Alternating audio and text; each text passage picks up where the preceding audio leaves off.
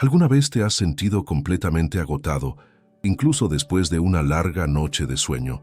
Has mirado a tu alrededor y aunque todo parezca estar en orden, ¿has sentido que algo dentro de ti está roto, fuera de lugar, perdido? Tal vez hayas experimentado un vacío sin nombre, un cansancio que no se alivia con descanso, una tristeza sin causa visible, pero que insiste en habitar cada uno de tus pensamientos, todos tus días.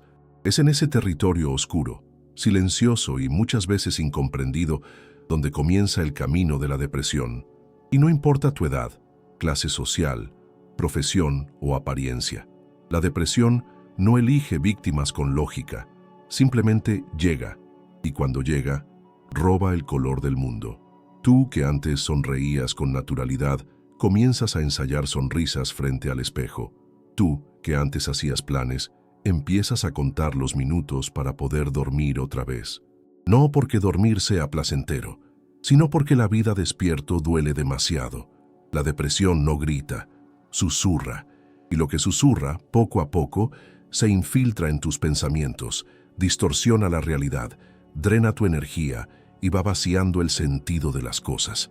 No necesita grandes gestos para mostrar que está allí. Basta con ese pensamiento constante de ¿para qué? Ese peso en el pecho al despertar, esa necesidad de alejarse de todo y de todos. Así se instala, no como una explosión, sino como una fuga invisible que va quitando poco a poco el aire, la luz, el sonido, las ganas. El mundo puede seguir igual, pero dentro de ti todo cambia. Y lo más doloroso es que muchas personas ni siquiera se dan cuenta de lo que está ocurriendo.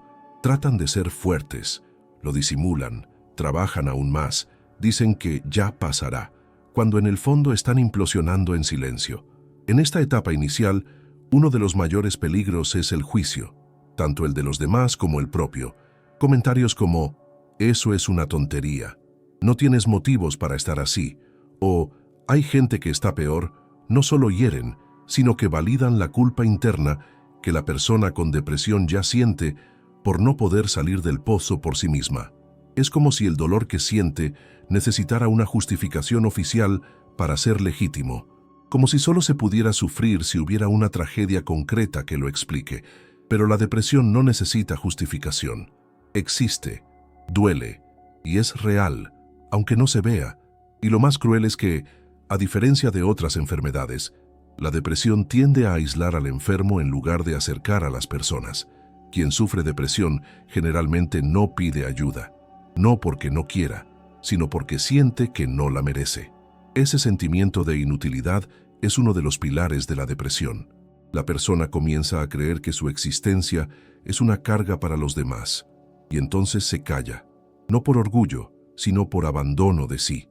Y tal vez este sea uno de los puntos más importantes de esta conversación. Cuando dejas de escucharte, de validarte, de cuidarte, la depresión crece y ama el silencio. Se alimenta de la negación, de la prisa, del miedo a parecer débil, de la vergüenza de admitir que no estás bien. Por eso, reconocer que algo está mal es el primer y más difícil paso. Decir necesito ayuda es uno de los actos de valentía más grandes que alguien puede tener, porque para quien está hundido en la oscuridad, hasta eso puede parecer imposible. Y por eso existe este video, para ser quizás esa voz que te acompaña cuando todo está en silencio, para recordarte que no estás solo, para guiarte, con calma, sin prisa, sin presión, por un camino posible de comprensión y reconstrucción. Aquí no tienes que fingir que estás bien. Aquí puedes respirar, puedes escucharte, puedes permitirte sentir sin culpa, porque la depresión no te define, es parte de tu historia, no tu destino. Y aunque ahora todo parezca carecer de sentido, quiero que sepas, hay un camino de regreso. Comienza despacio, comienza con escucha, con presencia y con el simple pero poderoso reconocimiento de que mereces ser cuidado. ¿Estás listo para empezar a escuchar tu propio dolor con ternura en lugar de censura? ¿Listo para entender que tu dolor es válido, aunque los demás no lo vean? ¿Listo para dar un paso, pequeño pero verdadero, hacia tu sanación? Si es así, entonces seguimos juntos. La primera gran confusión que impide a muchas personas comprender lo que están viviendo es creer que la depresión y la tristeza son lo mismo, pero no lo son. La tristeza es una emoción natural, universal y pasajera. Surge como respuesta a algo específico, una pérdida, una decepción, una frustración, y aunque sea intensa, tiene un ciclo. Aparece, se manifiesta y con el tiempo se disuelve. En cambio, la depresión es un estado, una caída profunda y constante en una oscuridad que no necesita una razón clara para existir. No solo reemplaza a la tristeza, sino que roba el espacio de la alegría, de la motivación, de la esperanza y del placer. No se trata de estar triste, sino de ya no poder sentir nada, ni dolor ni alegría, solo el vacío. Es común escuchar frases como, creo que tengo depresión porque me siento triste desde hace unos días. Y sí, estar triste es parte de la vida. Pero la depresión no es solo un sentimiento desagradable, es un trastorno mental, reconocido por la medicina y la psicología, con criterios clínicos bien definidos. No es una etapa, no es exageración, no es falta de fe ni de fuerza. Es una alteración profunda en la forma en que el cerebro procesa las emociones, los pensamientos y los estímulos externos. Hay un desequilibrio neuroquímico, especialmente relacionado con sustancias como la serotonina, la dopamina y la noradrenalina, que impacta directamente el funcionamiento emocional y cognitivo de la persona. ¿Y qué significa eso en la práctica? Que muchas veces no basta con decir, piensa en positivo, anímate, haz ejercicio, porque el cuerpo y la mente simplemente no pueden. No es una elección, es una limitación real. Por eso es tan importante diferenciar la tristeza de la depresión. Quien está triste aún puede imaginar un futuro mejor, aún reacciona cuando algo bueno sucede, aún encuentra pequeñas vías de escape. Quien está deprimido no ve salida.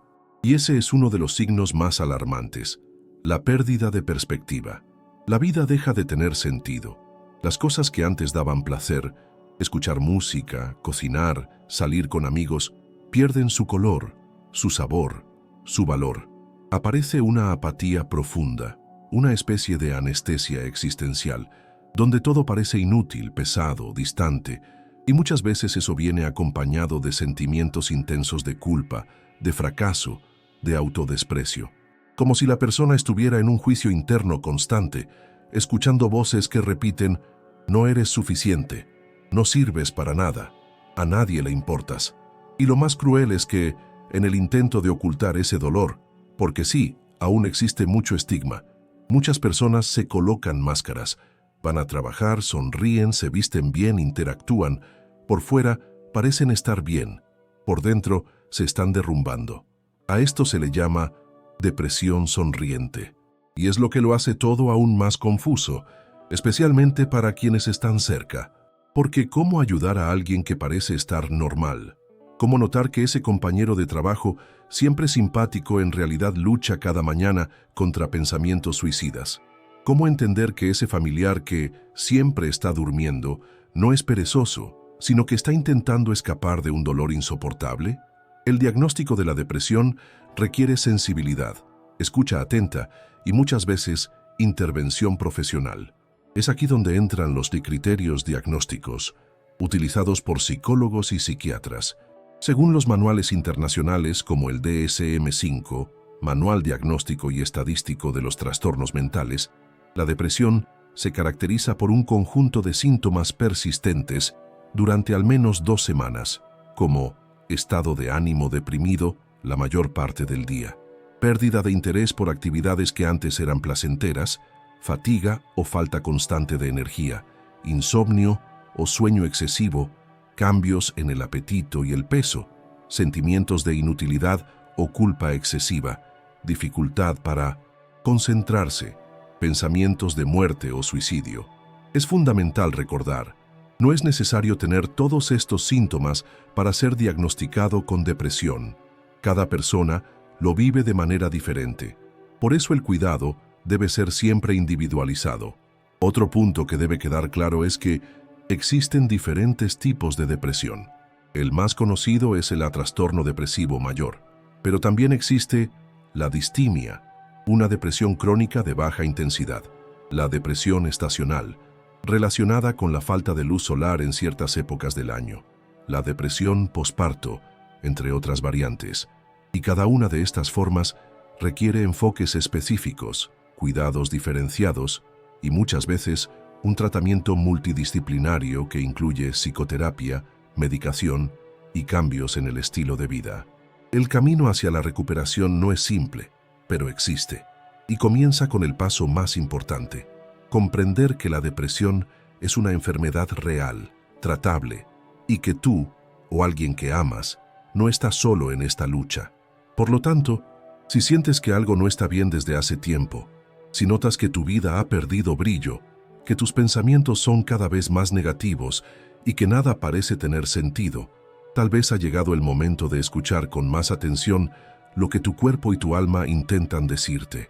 Y más aún, tal vez sea el momento de pedir ayuda, porque comprender la depresión es el primer paso para enfrentarse a ella. Y aunque el camino parezca largo y oscuro, no tienes que recorrerlo solo. Hay luz, hay tratamiento, hay caminos, y por encima de todo hay esperanza. Es curioso cómo desde pequeños aprendemos a identificar una fiebre, un dolor de cabeza, un corte en la piel. Sabemos reconocer los signos físicos de una gripe. Entendemos cuando algo no va bien en el estómago o en el corazón. Pero ¿qué pasa cuando lo que enferma es el alma? Y cuando el cuerpo, sin saber cómo expresar el sufrimiento emocional, empieza a gritar en silencio a través de síntomas sutiles, profundos y muchas veces ignorados. La depresión rara vez se presenta con estruendo. Se va insinuando lentamente, como una niebla que se extiende, cubriendo los pensamientos, los hábitos, los movimientos e incluso la identidad. Es una experta en esconderse, y por eso requiere de una mirada atenta para percibir las señales que, aunque silenciosas, están ahí. El cuerpo habla, y en la depresión habla mucho. La primera forma que encuentra para manifestarse es a través del agotamiento. Pero no se trata de un cansancio cualquiera. Es un tipo de desgaste que no mejora con descanso, que no desaparece con un fin de semana tranquilo, que persiste incluso después de muchas horas de sueño. El simple acto de levantarse de la cama puede parecer una maratón. Bañarse, cepillarse los dientes, preparar el café, tareas básicas se vuelven inmensas. No es falta de fuerza de voluntad. Es como si la energía vital se hubiera drenado, como si cada parte del cuerpo estuviera cubierta por una capa invisible de peso. Y esto va mucho más allá de la pereza. Es el cuerpo intentando sobrevivir con lo mínimo, porque todo duele, todo pesa, todo cansa. Otro síntoma frecuente es la alteración del sueño. Algunas personas con depresión no logran dormir. Pasan horas en la cama, mirando al techo, atrapadas en pensamientos negativos que no paran. Otras duermen en exceso, no por placer, sino como una forma de huida. El sueño deja de ser descanso y se convierte en refugio, pero incluso después de muchas horas dormidas, el cuerpo sigue exhausto. Esta alteración también puede afectar los sueños, que se vuelven más vívidos, angustiantes o simplemente ausentes, como si el inconsciente también estuviera agotado. Y cuando el cuerpo no descansa, todo empieza a colapsar. La inmunidad baja, los músculos duelen, la respiración se acorta, la piel refleja el cansancio. Es como si todo el cuerpo suplicara ayuda. La alimentación también suele verse afectada. Algunas personas pierden completamente el apetito. La comida ya no sabe a nada. Comer se convierte en una obligación que incluso puede provocar náuseas o rechazo. Otras, por el contrario, comen de forma compulsiva, no por hambre, sino para intentar llenar el vacío. Dulces, carbohidratos, alimentos pesados, elegidos no por nutrición, sino por la falsa sensación de consuelo momentáneo. Este desequilibrio puede provocar cambios de peso, alteraciones hormonales, problemas digestivos, pero lo más importante es entender que no se trata de descuido. Es una forma en la que el cuerpo expresa un dolor que va más allá de las palabras, y están los síntomas cognitivos, los más traicioneros, la dificultad para concentrarse, la pérdida de memoria reciente, la constante sensación de confusión mental. Leer un párrafo puede requerir un esfuerzo inmenso. Tomar decisiones simples se convierte en un laberinto de indecisión. El pensamiento se vuelve lento, confuso, como si todo estuviera cubierto por una niebla. Esto puede ser sumamente frustrante, especialmente para quienes siempre han sido productivos, ágiles, creativos.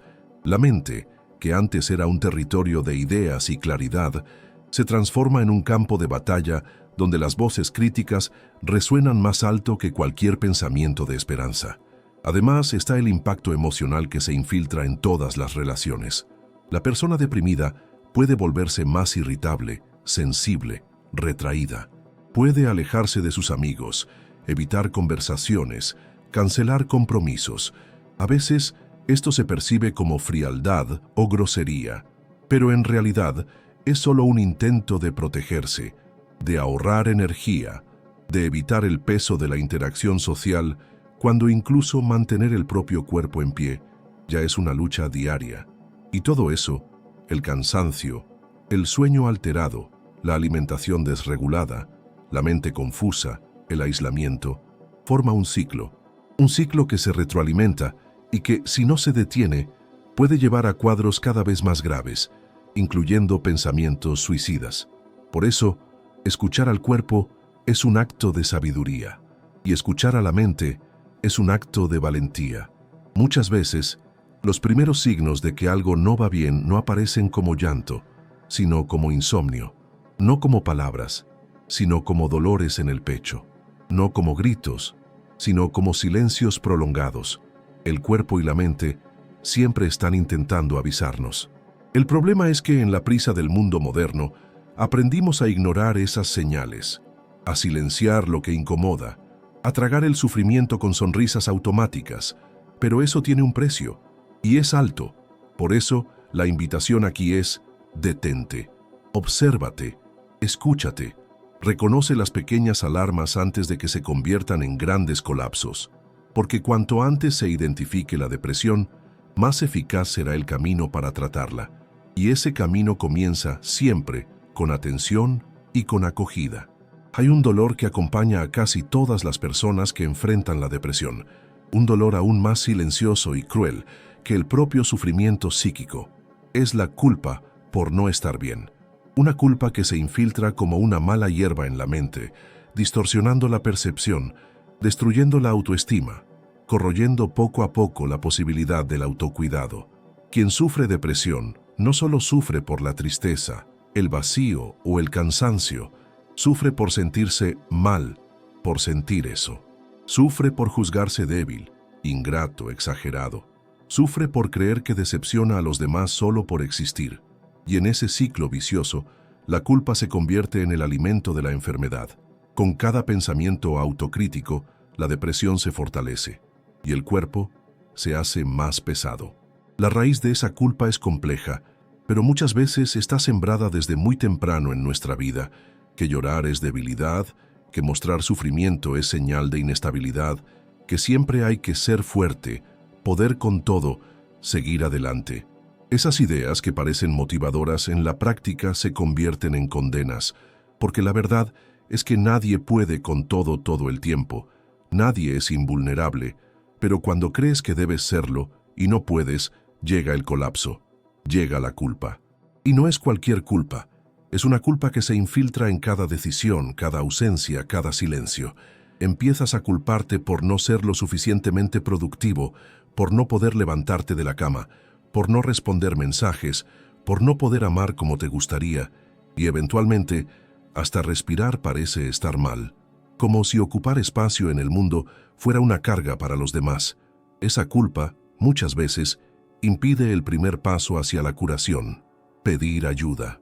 Porque en ese escenario, pedir ayuda parece ser una carga más para los demás.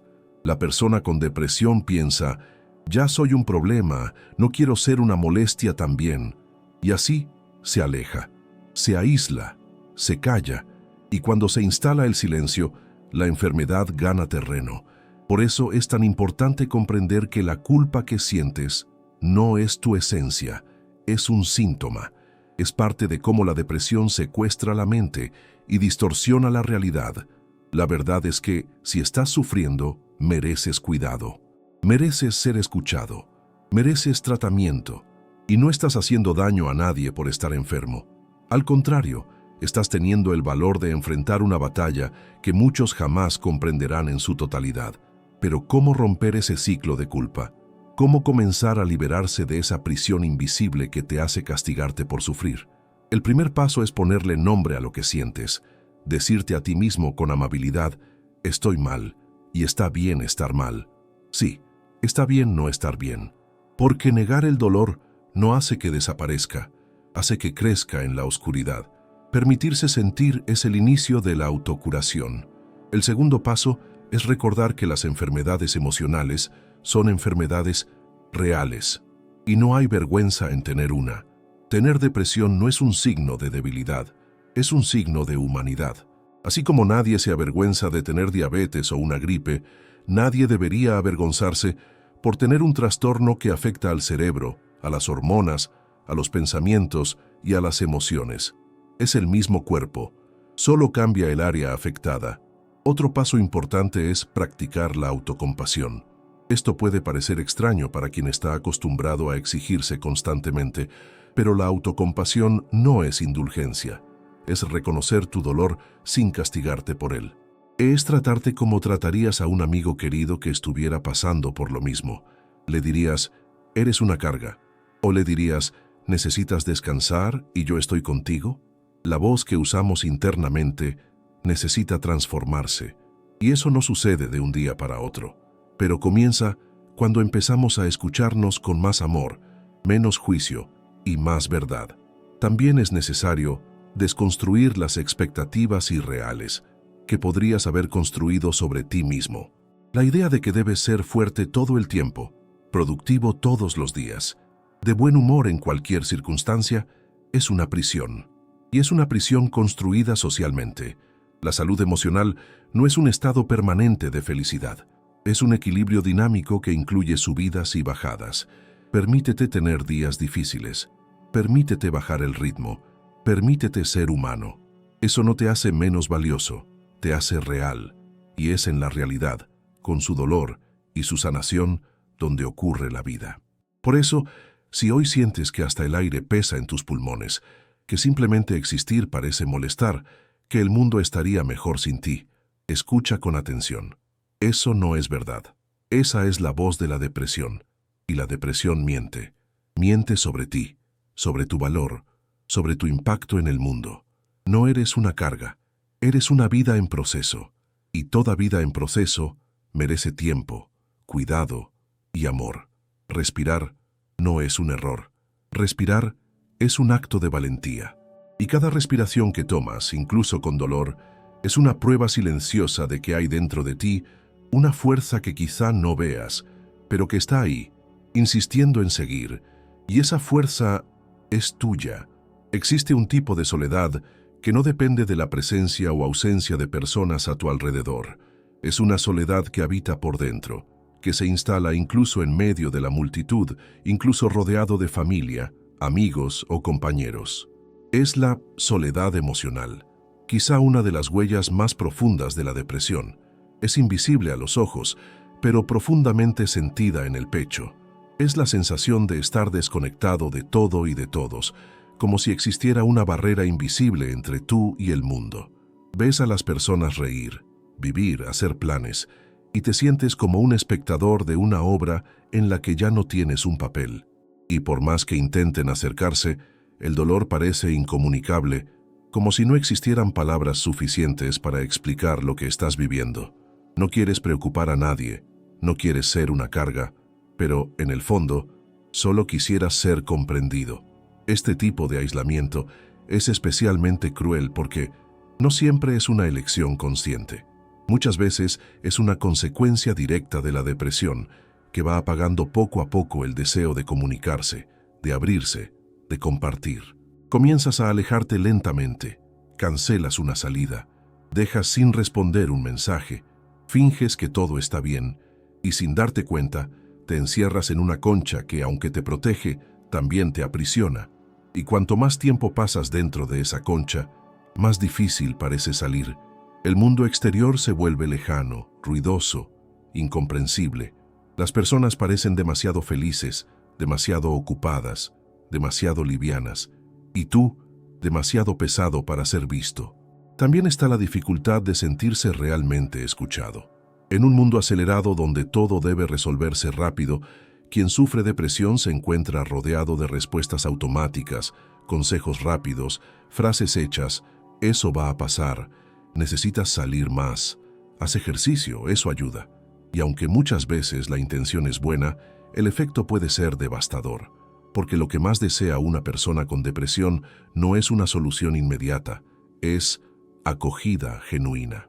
Es alguien que diga: no sé exactamente cómo te sientes, pero estoy aquí y me voy a quedar contigo. Cuando esa escucha empática no ocurre, el dolor crece, porque ser ignorado duele, pero ser mal comprendido puede doler aún más. La soledad emocional también puede aparecer en las relaciones más cercanas.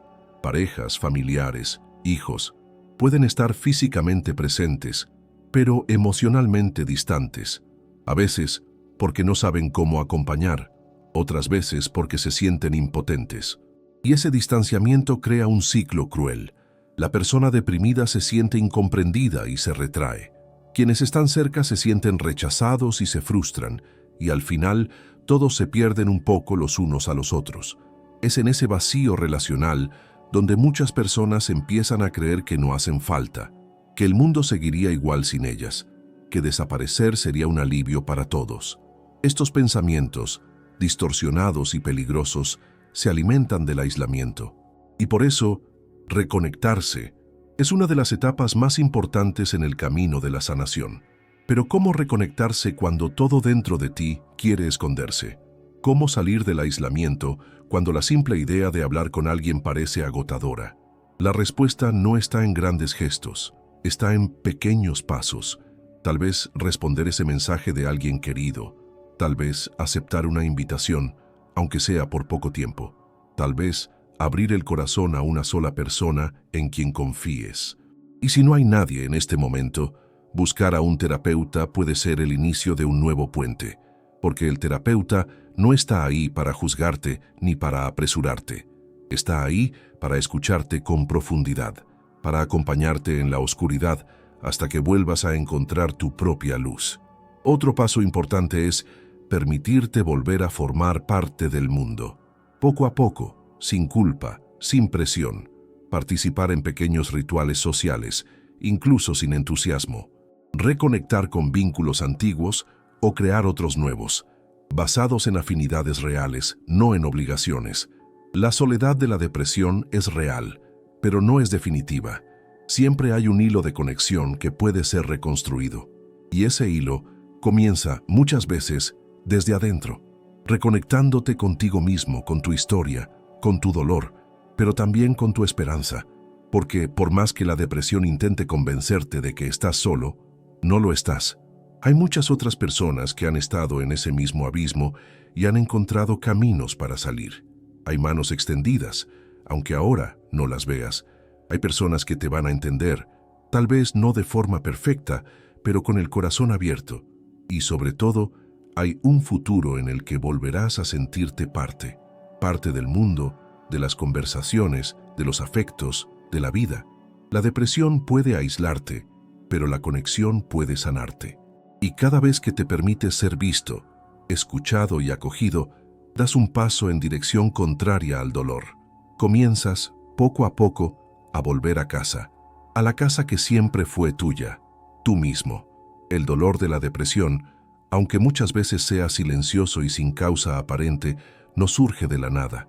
Tiene raíces, y esas raíces, a veces, están enterradas tan profundamente que solo logramos percibirlas cuando ya estamos completamente tomados por sus efectos. Muchos casos de depresión están ligados a historias antiguas, heridas emocionales no sanadas, traumas silenciosos, duelos no elaborados o experiencias que fueron ignoradas, reprimidas o minimizadas a lo largo de la vida. El ser humano está hecho de memoria, y la memoria emocional no olvida. Lo que el cuerpo no llora, la mente lo guarda. Lo que el corazón no procesa, el inconsciente lo transforma en síntomas. Y así, un evento que parece lejano puede seguir afectando silenciosamente la forma en que nos vemos, sentimos y vivimos. Los traumas psicológicos, sean explícitos o sutiles, son una de las raíces más profundas de la depresión. Un trauma no tiene que ser un hecho grandioso o violento para dejar huellas duraderas. Puede ser un rechazo en la infancia, un abandono, una humillación, la sensación de no haber sido visto o valorado. Puede ser una infancia marcada por críticas constantes, ausencia de afecto o exigencias inalcanzables. Son experiencias que erosionan la autoestima y generan una herida en el sentimiento de pertenencia. Y cuando esas heridas no se sanan, se transforman en creencias limitantes y patrones de autosabotaje. La persona crece sintiendo que no es suficiente, que nunca será verdaderamente amada, que tiene que esforzarse demasiado para ser aceptada, y cuando esas creencias se derrumban, la depresión encuentra espacio. El duelo, por su parte, es otra causa frecuente, pero no todo duelo viene de la muerte física. A veces estamos de duelo por un amor que terminó, por un sueño que se rompió, por una versión de nosotros mismos que ya no podemos volver a ser. El duelo es el dolor por la pérdida de lo que fue importante, y cuando no se vive con presencia y apoyo, puede transformarse en una tristeza crónica, en un vacío interior que se suma a otras heridas. El duelo negado o apurado se convierte en un peso, porque el alma necesita tiempo para despedirse, y cuando ese tiempo no se respeta, la tristeza se queda ahí, atrapada, moldeando la forma en que vemos el futuro. Es como si una parte de nosotros siguiera detenida en el pasado, intentando procesar lo que no pudo ser vivido. Existen también las rupturas emocionales. Esas experiencias que rompen las estructuras de confianza y seguridad que sostenían nuestra identidad. Una traición, un despido inesperado, un diagnóstico médico difícil, un abuso, una ruptura abrupta, todo eso puede quebrar algo por dentro, y lo que se rompe, si no se repara con cuidado y tiempo, se transforma en dolor crónico. La persona comienza a vivir en un estado de vigilancia, de miedo, de encierro, y ese estado, cuando se prolonga demasiado, lleva al agotamiento emocional. Es como si el cuerpo dijera, ya no puedo seguir en alerta, y así se entra en la espiral de la depresión. Además, existe un dolor que pocos reconocen como legítimo, el dolor de lo no vivido. Es el lamento silencioso por todo aquello que debería haber sido, pero no fue. Por todas las veces que te callaste para agradar, que te escondiste para no incomodar, que renunciaste a ti mismo para encajar en la expectativa ajena. Ese dolor es sutil, pero devastador. Se acumula a lo largo de los años, y un día estalla en forma de vacío. No sabes exactamente qué perdiste, pero sientes que algo esencial te falta. Ese sentimiento de desconexión contigo mismo es una de las experiencias más descritas por quienes atraviesan una depresión. La sensación de haberse perdido en el camino, de no saber ya quién eres. Por eso, una parte fundamental del proceso terapéutico es mirar hacia atrás, no para quedarse atrapado en el pasado, sino para entender cómo ese pasado sigue vivo dentro de ti. Es reconocer las heridas que llevaste en silencio por demasiado tiempo.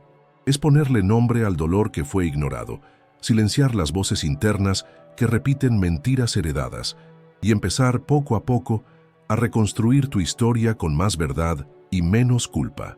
El autoconocimiento no es solo un ejercicio mental, es un proceso de sanación, y toda sanación comienza con reconocimiento, validación y cuidado. Y tal vez ahora te estés preguntando, ¿pero cómo empiezo? ¿Por dónde comienzo? La respuesta está en la escucha. Escuchar tu propia historia con empatía, sin juicios.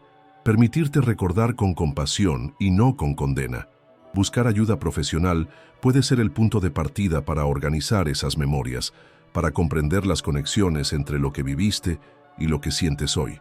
La psicoterapia ofrece ese espacio seguro donde tu historia puede, por fin, ser escuchada por completo, sin prisas, sin censura, con profundidad. No eres débil por tener heridas, eres humano, y por eso mismo eres capaz de sanarte. Las raíces del dolor ya no necesitan definir tu presente. Pueden ser comprendidas, cuidadas y poco a poco transformadas. Y lo que antes fue motivo de sufrimiento puede convertirse en punto de partida para reconstruirte, porque por más profundas que sean las cicatrices, siempre es posible florecer, incluso después de las caídas más dolorosas. Entre todas las formas de sufrimiento psicológico, quizá la más traicionera sea la que se esconde detrás de una sonrisa. La depresión enmascarada es una de las expresiones más silenciosas y peligrosas de la enfermedad.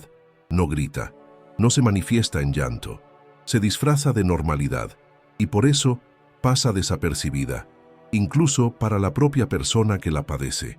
Es la depresión que se maquilla, que va al trabajo, que cumple con los plazos, que socializa, que incluso ríe, pero por dentro hay un vacío profundo, un cansancio inmenso, una sensación constante de que en cualquier momento todo puede derrumbarse. Es como vivir dentro de una armadura pesada. Pareces fuerte por fuera, pero estás agotado por dentro. Muchas personas con este tipo de depresión son vistas como fuertes, resueltas, las que siempre ayudan a los demás. Son aquellas que nunca faltan al trabajo, que siempre sonríen en las fotos, que mantienen una imagen de éxito y equilibrio. Pero por la noche, cuando se cierra la puerta y la máscara puede caer, lo que queda es el silencio. Un silencio cargado de dolor, pensamientos negativos, ansiedad, insomnio y una soledad abrumadora. La vergüenza de admitir que no están bien es tan grande como el miedo a decepcionar a los demás. Y así, prefieren seguir interpretando un papel que cansa, que encarcela, que enferma cada vez más. Esta forma de depresión es especialmente común en personas que, desde muy jóvenes, aprendieron a no mostrar fragilidad, que escucharon frases como «trágate el llanto», «no seas víctima», «todo el mundo tiene problemas».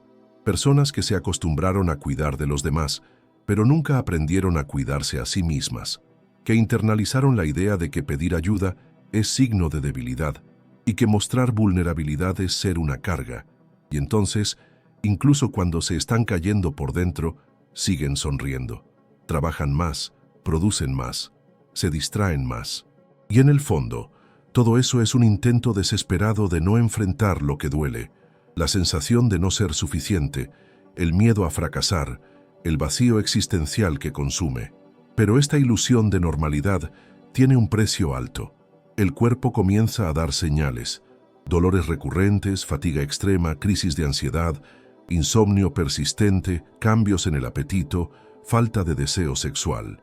La mente entra en colapso, dificultad para concentrarse, irritabilidad constante, fallas de memoria, pensamientos intrusivos.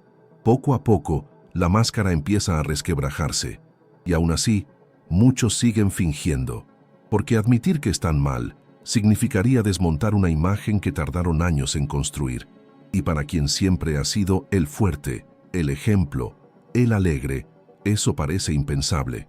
Por eso tantas personas con depresión enmascarada solo buscan ayuda cuando el colapso ya es inevitable, cuando el cuerpo se rinde, cuando el pánico se apodera, cuando la idea de seguir fingiendo se vuelve insoportable. Y aún así, sienten culpa por pedir ayuda. Sienten vergüenza por no ser invencibles. Pero aquí hay una verdad que necesita repetirse. No tienes que estar al borde del colapso para pedir auxilio. No tienes que esperar a que todo se derrumbe. No tienes que ser fuerte todo el tiempo. Tienes derecho a ser cuidado. Tienes derecho a mostrarte tal como eres, sin máscaras, sin perfección, sin espectáculo. ¿Y cómo identificar esta forma silenciosa de depresión en ti o en alguien cercano? Comienza prestando atención a las señales pequeñas. Esa persona que siempre dice, todo bien, con una sonrisa automática, pero últimamente está más callada. La que evita hablar de sí misma, pero siempre está disponible para los demás. La que llora en secreto en el baño, pero regresa sonriendo al salón. La que está siempre demasiado ocupada, demasiado productiva, demasiado alegre, como si estuviera huyendo de sí misma. Y si esa persona eres tú, detente por un momento y pregúntate, ¿qué sucede cuando nadie me está mirando? La respuesta puede ser el comienzo de tu liberación. Quitarse la máscara es difícil, da miedo, pero también da alivio, porque vivir fingiendo es una carga que nadie debería llevar. Cuando te permites ser real, vulnerable y humano, abres la puerta a la sanación y descubres que no estás solo, que hay personas listas para escucharte, que hay profesionales preparados para ayudarte, que hay un camino posible, y ese camino comienza cuando tienes el valor de decir, no estoy bien, pero quiero estarlo. Y eso, por sí solo, ya es un acto de inmensa fortaleza. Dentro de cada persona existe una voz que susurra constantemente, todo el tiempo, incluso cuando todo parece estar en silencio. Es la voz de la mente, ese flujo ininterrumpido de pensamientos que interpreta, juzga, comenta y muchas veces hiere. Para quienes viven con depresión, esa voz interna puede convertirse en una verdadera tortura diaria. No grita, pero lastima. No empuja, pero hunde. Dice cosas como, no eres suficiente, no sirves para nada, solo estorbas, a nadie le importas, nadie va a amarte así. Y aunque parezcan irracionales, estos pensamientos negativos se repiten tantas veces que terminan siendo interiorizados como verdades absolutas, verdades que encarcelan, que limitan, que destruyen silenciosamente la autoestima, el valor personal y la capacidad de reaccionar. Estos patrones mentales autodestructivos no surgen de la nada, se construyen con el tiempo, muchas veces desde la infancia, a través de experiencias negativas, frases dolorosas, traumas y ambientes críticos. Frases escuchadas de figuras de autoridad, como padres, maestros o cuidadores, pueden transformarse en creencias internas profundamente arraigadas. Un «no sirves para nada», repetido en la infancia, se convierte en un «soy inútil» constante en la adultez. Un «nadie te quiere» se transforma en «soy imposible de amar». Estos pensamientos, conocidos como creencias centrales negativas, actúan como lentes distorsionadas a través de las cuales la persona ve el mundo y se ve a sí misma. Y cuanto más tiempo actúan esas creencias, más difícil se vuelve reconocerlas como distorsiones. Empiezan a parecer parte de la identidad, como si eso fuera lo que soy, pero no lo es.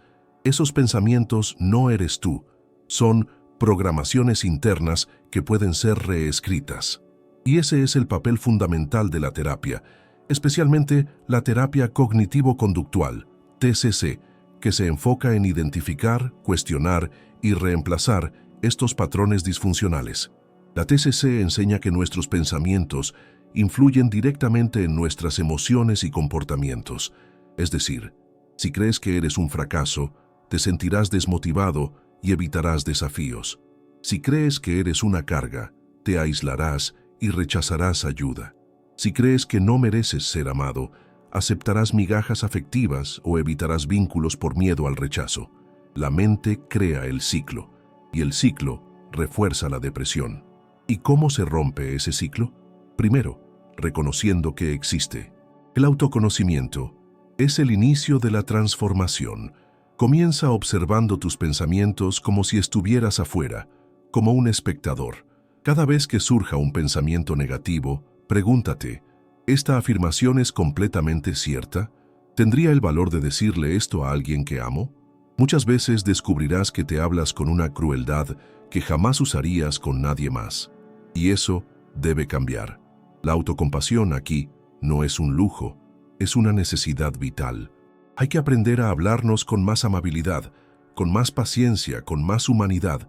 Una técnica poderosa utilizada en psicología es el PA-registro de pensamientos automáticos.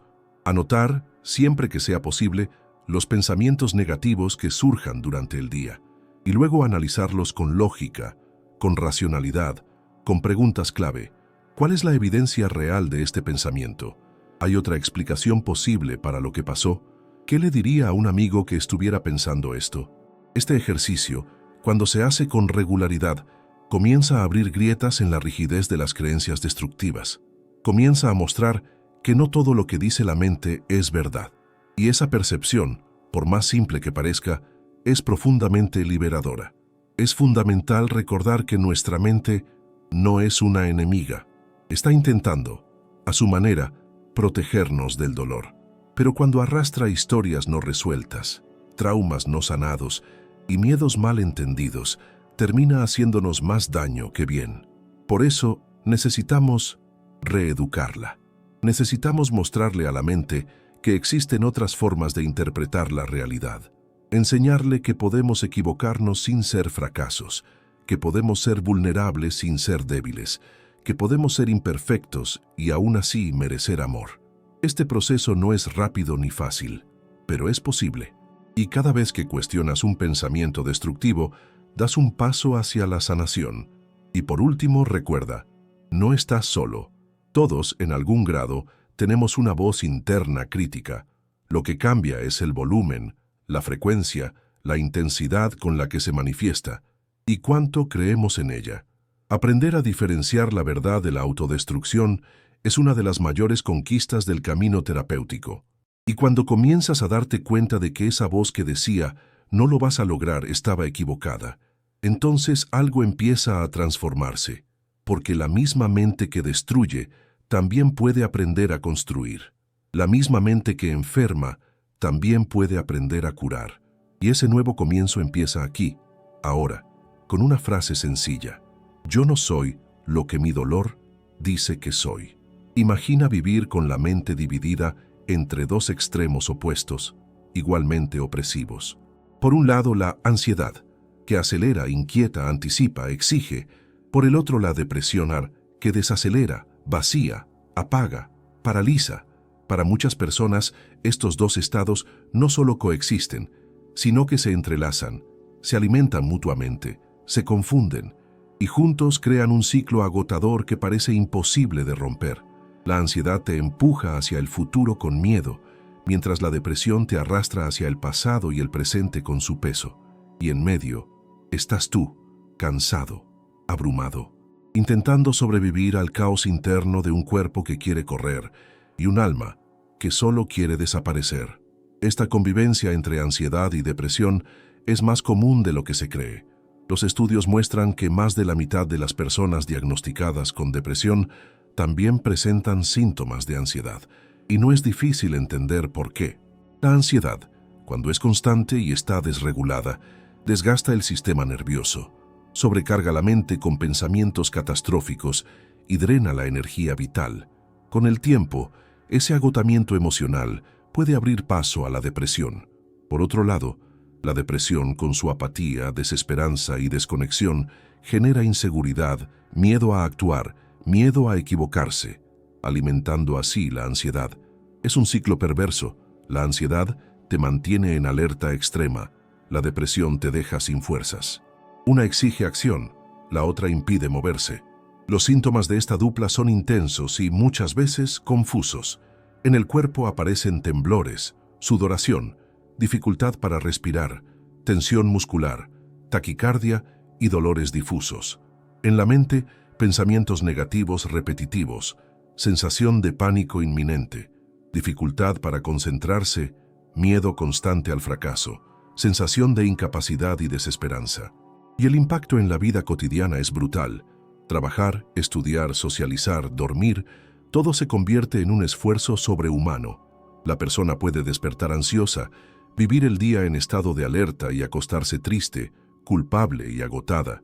O puede que ni siquiera logre dormir porque la mente no se detiene. Queda atrapada en ciclos de miedo, frustración, predicciones negativas y autocrítica. Y ese agotamiento se acumula hasta que el cuerpo y la mente colapsan. Lo más difícil es que, para el mundo exterior, muchas veces todo parece normal. La persona sigue vistiéndose bien, sigue yendo a trabajar, sigue publicando en redes sociales, pero por dentro está implosionando, porque nadie ve el ataque de pánico que ocurrió en el baño de la oficina. Nadie ve el llanto silencioso antes de dormir, nadie ve la lucha interna para no rendirse. Y esa invisibilidad aumenta el sufrimiento, porque el dolor que no es reconocido tiende a crecer. La persona empieza a creer que está exagerando, que es débil, que nadie la va a entender, y así se aísla aún más. La ansiedad exige explicaciones, la depresión impide hablar, y la soledad se instala. Pero hay algo fundamental que debe decirse. Esta dupla tiene tratamiento y tiene salida. Cuando se diagnostican correctamente, la ansiedad y la depresión responden muy bien a la terapia, a la medicación adecuada y a cambios en el estilo de vida. Y uno de los primeros pasos hacia la sanación es precisamente entender lo que está ocurriendo, nombrar al enemigo, darse cuenta de que no estás volviéndote loco, que tus síntomas tienen una explicación, que tu sufrimiento es legítimo y que mereces ayuda. La psicoterapia, especialmente el enfoque cognitivo-conductual, es sumamente eficaz en estos casos. Ayuda a identificar los desencadenantes, reorganizar los pensamientos, desarrollar estrategias prácticas para manejar las crisis y construir un nuevo modelo de pensamiento, más realista, más amable, más equilibrado. Además, el cuidado del cuerpo se vuelve esencial.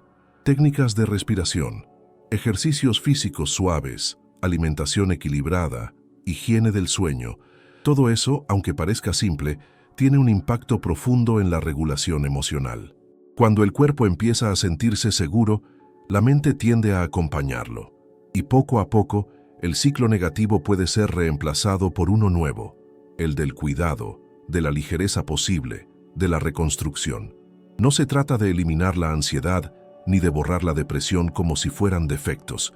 Se trata de aprender a convivir con ellas de una forma más saludable, más consciente, más equilibrada. También es importante hablar del tiempo. La sanación no es inmediata. Habrá días en que todo parecerá peor. Habrá recaídas, habrá frustraciones, pero también habrá avances, habrá respiros, habrá momentos en que la mente se calme, el corazón recupere su ritmo y el cuerpo se relaje. Y esos momentos son señales de que está funcionando, de que aunque aún no lo notes, algo dentro de ti está comenzando a sanar. Y eso es lo único que importa.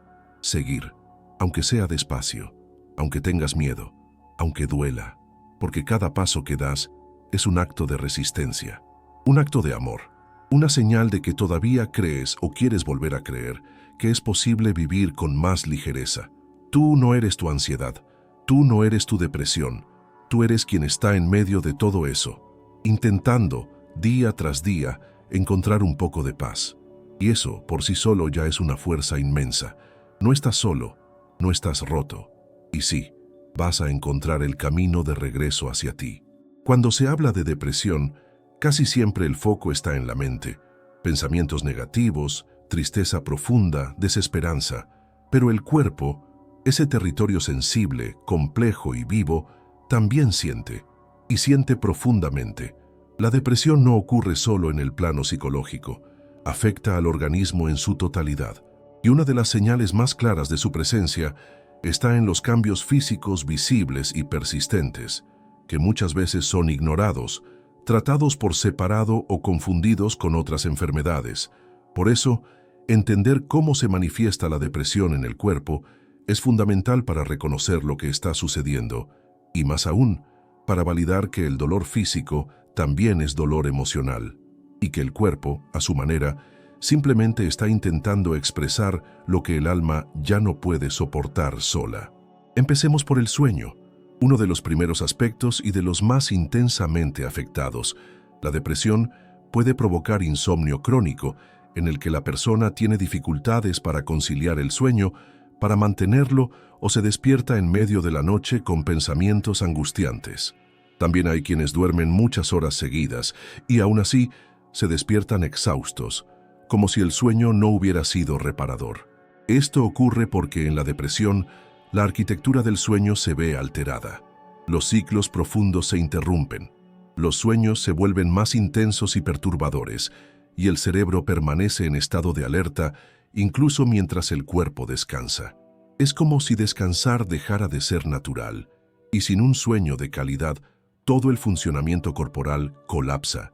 El sistema inmunológico se debilita, desaparece la concentración, el estado de ánimo oscila, y el ciclo del agotamiento se retroalimenta. Otro impacto evidente ocurre en el apetito y la alimentación. Algunas personas pierden por completo las ganas de comer, los alimentos pierden el sabor, la textura molesta, y el simple acto de preparar o masticar parece exigir demasiada energía.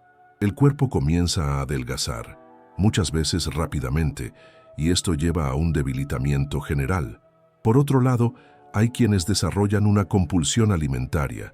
no por placer, sino como un intento inconsciente de llenar un vacío interno.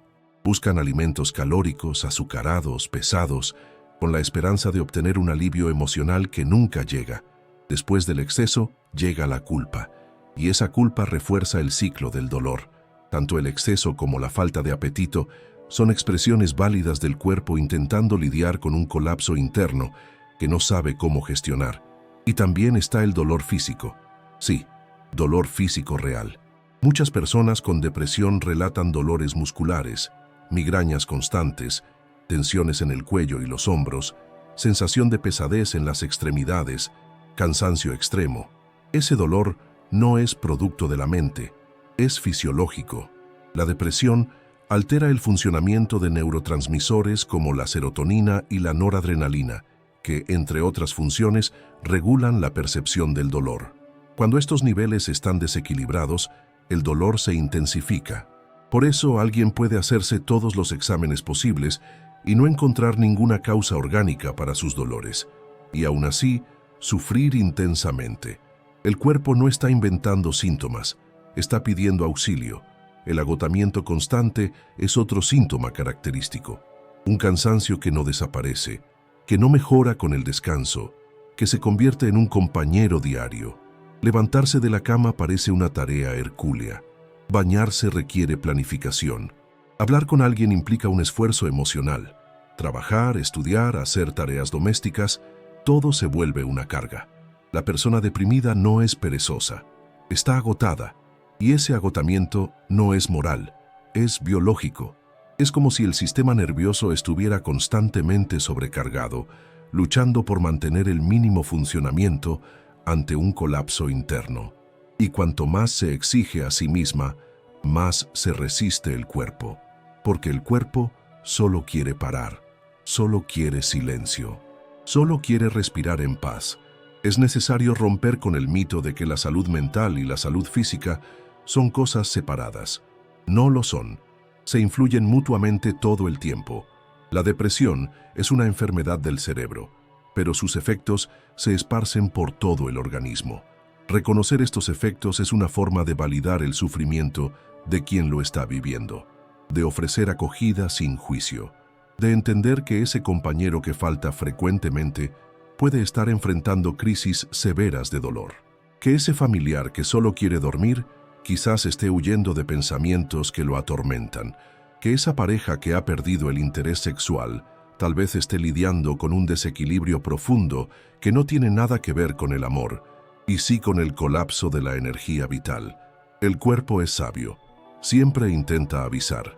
La pregunta es, ¿estamos escuchando? ¿Estamos respetando sus límites? ¿Estamos ofreciendo el cuidado necesario o solo exigiendo rendimiento? En una cultura que valora la productividad por encima de todo, descansar se volvió pecado, y eso enferma. Por eso, cuidar el cuerpo durante la depresión no es un lujo, es una estrategia de supervivencia. Alimentarse bien, moverse con suavidad, buscar actividades que ofrezcan placer sensorial, cultivar rutinas simples y predecibles. Todo eso es parte del tratamiento. Todo eso es parte de la cura. Tu cuerpo no te está traicionando, está intentando protegerte. Y cuando comienzas a tratarlo como un aliado, en lugar de un enemigo, algo dentro de ti empieza a cambiar. El cuerpo no olvida el dolor, pero también es capaz de recordar el cuidado, el afecto, el renacer. Y es en ese renacer, por más lento que sea, donde la vida empieza a reconstruirse, de adentro hacia afuera, un paso a la vez, un suspiro a la vez, un toque de gentileza a la vez. Quizá el rasgo más devastador de la depresión no sea la tristeza, el dolor o el agotamiento, sino la o desesperanza, la ausencia casi total de perspectiva, la sensación de que el futuro no existe, o que, si existe, será solo una repetición gris e insoportable del presente. Para quienes nunca han enfrentado una depresión profunda, es difícil comprender lo que significa mirar hacia adelante y no ver nada, ningún plan, ningún deseo, ningún sueño, solo un vacío, un silencio, una oscuridad. Es como vivir en un túnel sin fin, donde el tiempo ha perdido su ritmo y los días se arrastran como si fueran eternos. La mente entra en un estado de suspensión. Nada parece importar, nada parece tener sentido. Y lo más aterrador es que dentro de ese estado comienza a surgir una pregunta cada vez más insistente. ¿Cuál es el sentido de seguir? Esa es la raíz más peligrosa de la depresión, porque cuando se pierde la esperanza, también se pierde la energía para luchar. Y sin lucha, sin movimiento, sin perspectiva, el deseo de desaparecer va ganando espacio. No necesariamente con impulsos inmediatos de muerte, sino con el deseo de no existir, de dormir y no despertar, de desaparecer en silencio, de dejar de sentir. La desesperanza se manifiesta como una renuncia silenciosa a las relaciones, a los proyectos, al autocuidado, a las ganas de vivir, y el mundo exterior muchas veces no lo percibe, porque todavía hay funcionalidad. La persona aún se presenta, aún responde mensajes, aún sonríe de vez en cuando, pero por dentro ya se ha ido. Solo existe, ya no vive. La desesperanza se alimenta de pensamientos automáticos destructivos que dicen, nada va a cambiar jamás. Este dolor nunca se va a ir. No importa lo que haga, siempre fracasaré. Nadie me va a entender de verdad. Son pensamientos recurrentes, circulares, que crean un laberinto mental del que parece imposible salir. Y lo más cruel es que, cuanto más cree la persona en esas ideas, más parece confirmarlo el mundo. Los planes fracasan, las relaciones se deterioran, el cuerpo se debilita, la profecía se cumple, no porque fuera verdad, sino porque la mente ya estaba condicionada a ese resultado. Ese es el poder de la desesperanza. No solo destruye la visión del futuro, sino que distorsiona el presente, impidiendo ver cualquier posibilidad de cambio. Pero aquí hay una verdad que debe decirse con fuerza, aunque cueste creerla. La desesperanza es un síntoma, no una condena. Es un lente sucio que la depresión ha colocado sobre tus ojos. No es la realidad. Es una distorsión de tu capacidad de proyectar el futuro. Y como todo síntoma puede tratarse, puede resignificarse, puede desmontarse con tiempo, con cuidado y con ayuda profesional. No eres tú quien está sin salida, es tu mente, momentáneamente, la que está sin luz. Y eso puede cambiar. Sí, puede, porque hay una sabiduría profunda en la vida que insiste en continuar, incluso cuando no ves motivos. Y esa fuerza sigue dentro de ti, aunque ahora esté en silencio. Reconstruir la esperanza no ocurre por arte de magia. Comienza con pequeños rescates de sentido. A veces es un momento de calma en medio del caos, un gesto de cariño recibido, un fragmento de canción que despierta algo olvidado dentro de ti, una mirada sincera, una conversación con alguien que realmente escucha, un instante en que por un momento el dolor disminuye. Esos momentos son semillas, y toda semilla, por pequeña que sea, lleva dentro de sí la posibilidad de un mundo nuevo.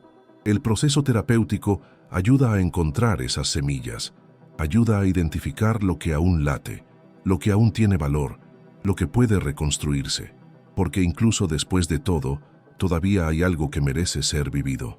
Incluso roto, el corazón aún puede amar. Incluso cansado, el cuerpo aún puede reanimarse. Incluso herido, el espíritu aún puede florecer. La esperanza muchas veces no es un grito, es un susurro, y quizá hoy aún no puedas oírlo, pero está ahí. Está en los espacios que el dolor todavía no ha ocupado por completo. Está en la parte de ti que está escuchando este texto ahora. Está en la decisión de seguir, incluso sin saber por qué.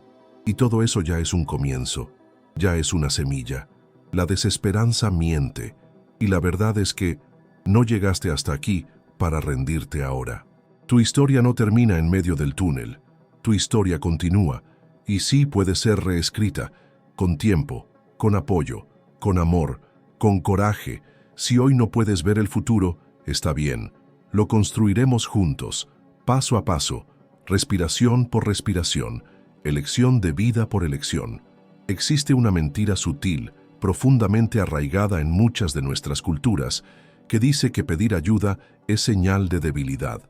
Una mentira que se disfraza de orgullo, de independencia, de fortaleza, pero que en el fondo aprisiona, enferma y aísla. ¿Cuántas veces te has sorprendido pensando que tenías que resolver todo solo? que nadie entendería, que hablar de tu dolor era exponerte demasiado, que buscar un psicólogo o un psiquiatra significaría admitir la derrota? Estas ideas, repetidas como mantras, no surgen de la nada, se aprenden, se heredan y son reforzadas por una sociedad que aún valora el rendimiento por encima de la verdad emocional.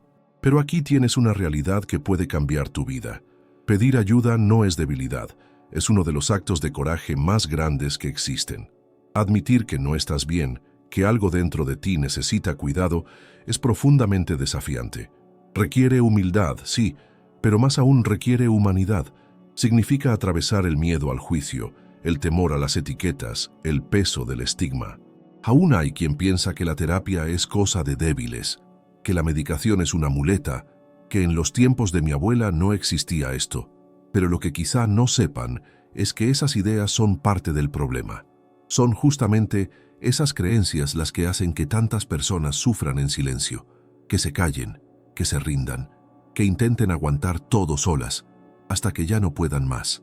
El tratamiento existe para salvar vidas, y cuanto antes te permitas recibir ayuda, más posibilidades tendrás de reconstruir tu camino. Buscar ayuda profesional es entrar en contacto con una escucha calificada, entrenada para comprender lo que hay detrás del dolor. Es hablar con alguien que no está ahí para juzgar, opinar o dar consejos fáciles, sino para acoger, mapear, investigar y juntos encontrar caminos.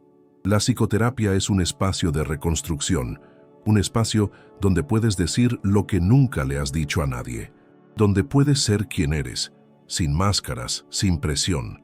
Es ahí donde comienzas a entender que tu dolor tiene sentido, que tus patrones tienen origen, que tus reacciones son humanas y, más aún, es donde empiezas a recordar quién eres, más allá del dolor, más allá de la crisis. Y cuando es necesario, el acompañamiento psiquiátrico también se convierte en un aliado. Los medicamentos, cuando están bien indicados, son herramientas valiosas. No lo resuelven todo por sí solos, pero pueden ser el puente entre el colapso y un tratamiento psicológico más profundo. Pueden estabilizar el estado de ánimo, aliviar la ansiedad, restaurar el sueño, reorganizar el apetito, recuperar la energía vital. Y no son para siempre. Y sí, pueden suspenderse con el tiempo y bajo supervisión. Lo más importante es comprender que no hay debilidad en utilizar una herramienta que fue hecha para ayudarte a sobrevivir. Tomar un antidepresivo es como usar gafas. Si tu visión está borrosa, usas apoyo hasta ver con claridad de nuevo. Y eso es autocuidado, no debilidad. Por supuesto, para muchas personas, dar ese primer paso todavía parece imposible.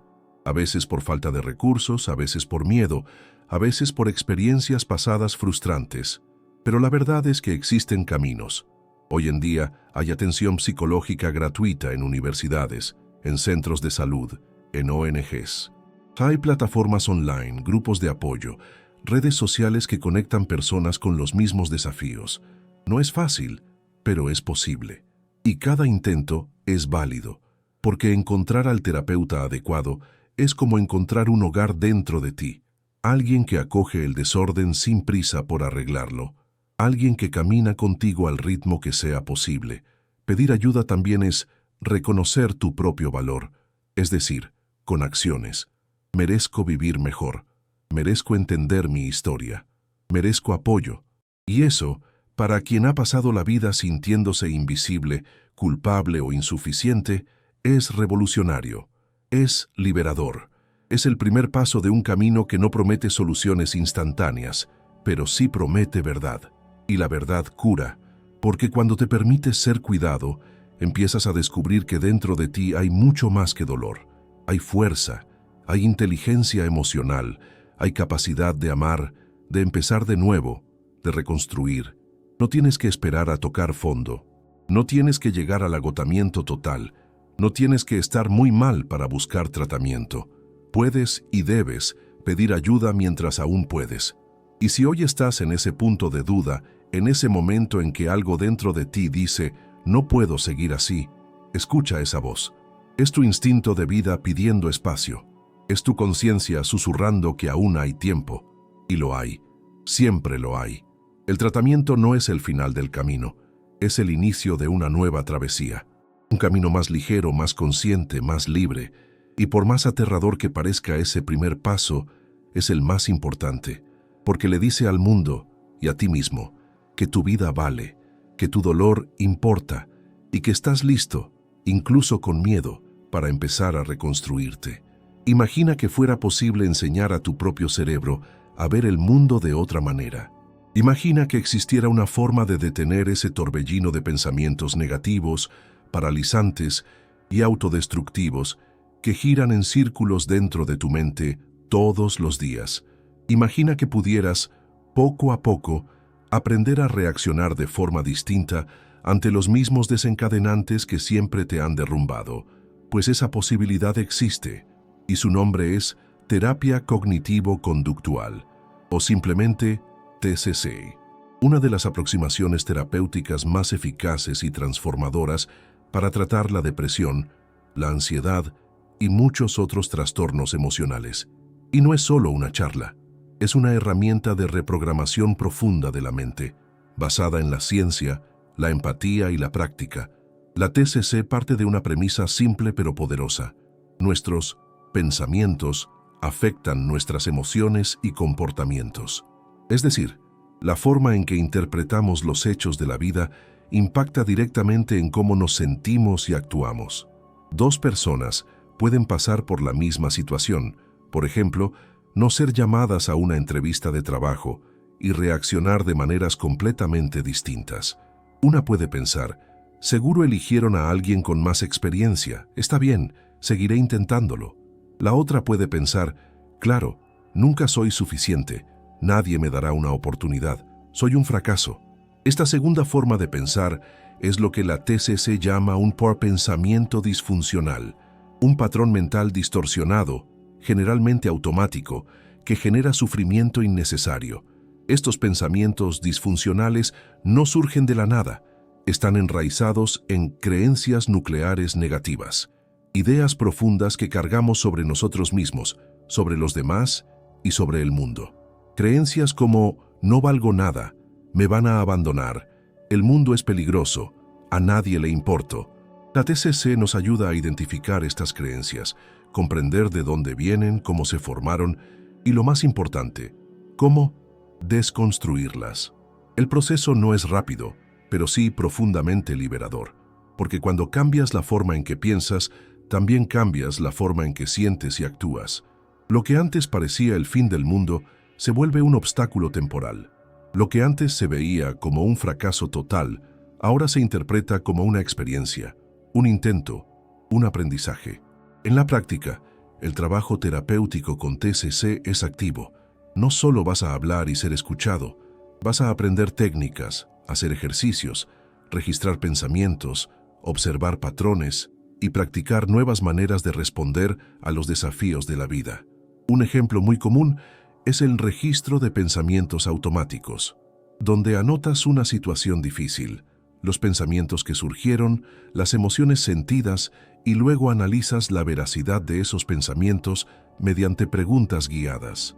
Esta práctica sencilla, realizada con constancia, empieza a romper el poder de los pensamientos destructivos. Comienzas a verte con más claridad, más compasión, más objetividad. Otra herramienta esencial de la TCC es el experimento conductual. Muchas veces evitamos ciertas situaciones porque creemos que no podemos enfrentarlas, y eso refuerza la creencia de incapacidad. El terapeuta propone entonces pequeños desafíos, graduales, seguros y controlados, para poner a prueba esas creencias. Por ejemplo, si crees que la gente me va a rechazar si hablo en público, la TCC puede sugerir que leas un texto corto en voz alta a un amigo. Luego analizas la experiencia. ¿Qué pasó realmente? ¿Te rechazaron? ¿O te escucharon con respeto? Este proceso, repetido, debilita la antigua creencia y construye una nueva. Sí, soy capaz. Y poco a poco, la confianza regresa. La autonomía se fortalece. La mente aprende a vivir de nuevo. La TCC también ofrece apoyo directo para el planeamiento de acciones. La organización de rutinas, el manejo de síntomas físicos, estrategias para afrontar crisis de ansiedad, prevención de recaídas y creación de objetivos vitales.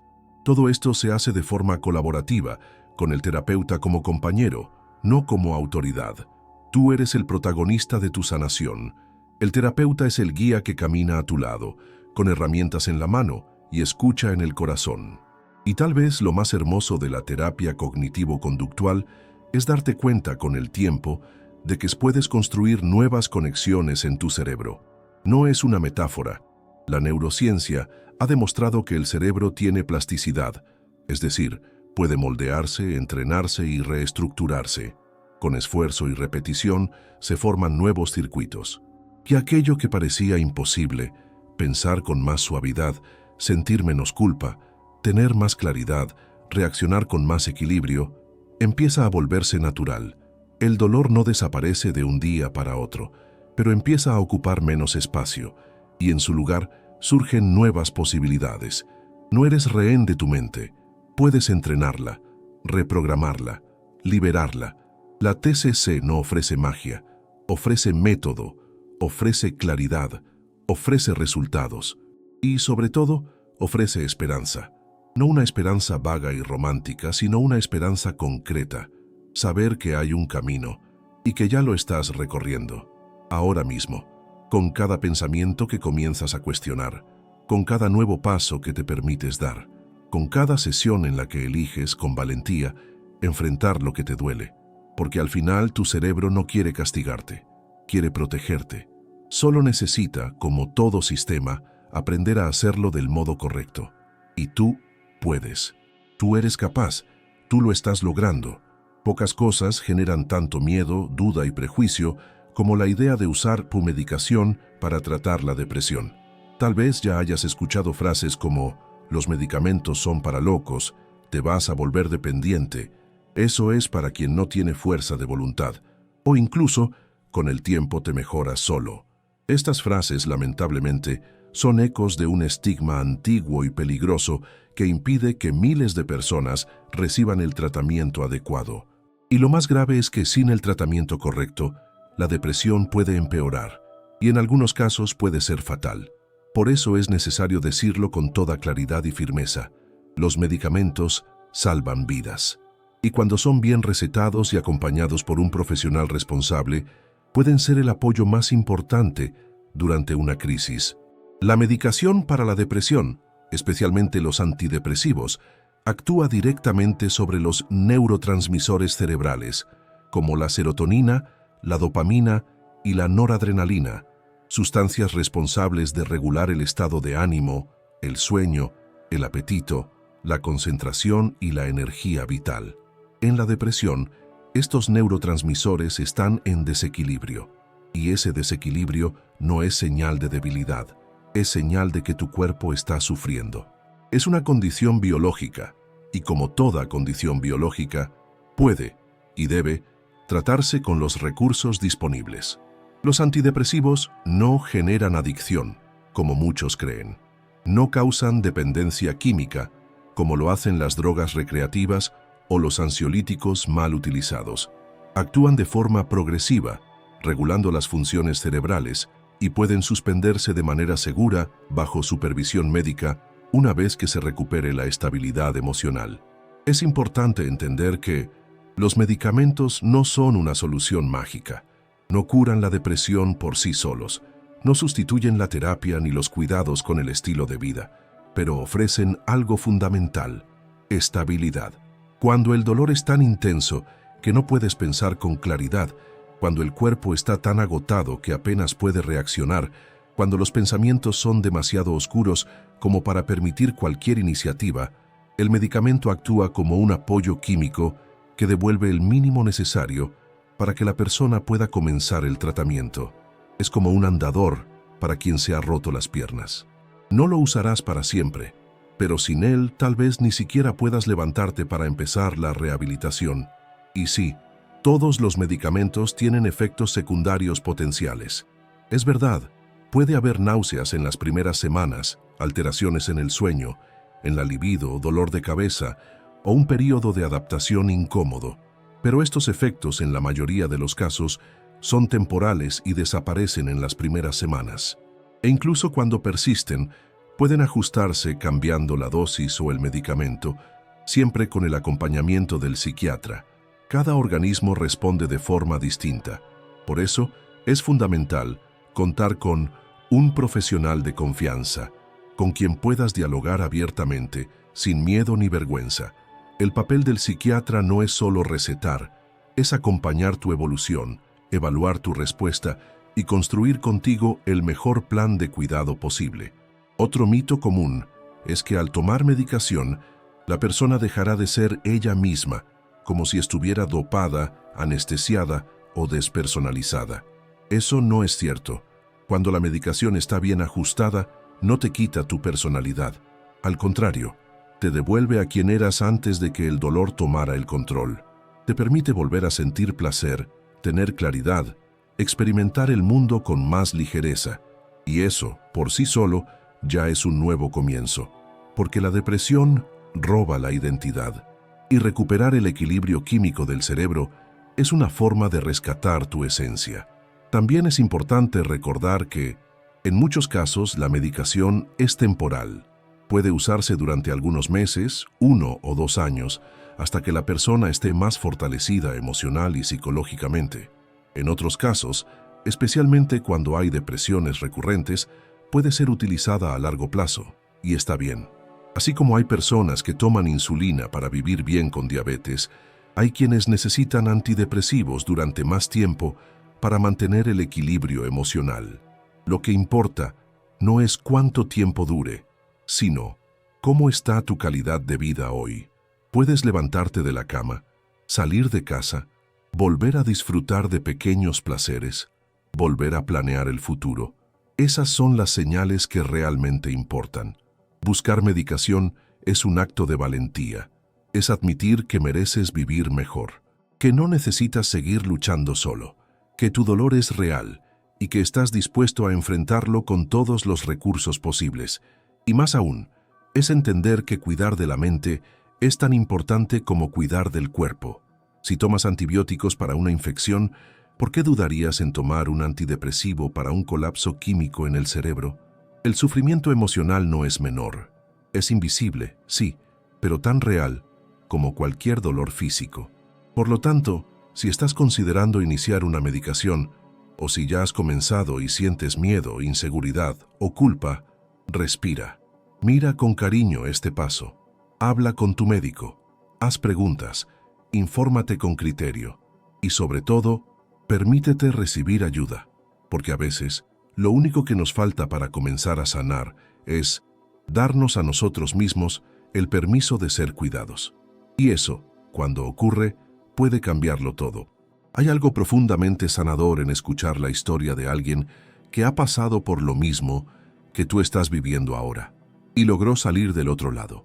En medio de la oscuridad de la depresión, cuando todo parece sin sentido, cuando cada día es una batalla silenciosa contra pensamientos que duelen, escuchar que es posible superar puede ser como una rendija de luz en el túnel, y no una luz ilusoria o lejana, sino una luz real, nacida del dolor, de la caída, del colapso, pero también del coraje, la reconstrucción y la persistencia. Porque sí, existen historias de superación, y son muchas, y son reales. Estas historias no están hechas de giros mágicos ni de finales de cuento de hadas. Están hechas de pasos lentos, de días difíciles, de recaídas, de terapias interrumpidas y retomadas, de medicaciones que tuvieron que ajustarse muchas veces, de personas que pensaron en rendirse y aún así siguieron adelante, de cuerpos agotados que se movieron, de mentes que solo veían caos, pero se abrieron al mínimo, y en ese mínimo encontraron el inicio del cambio.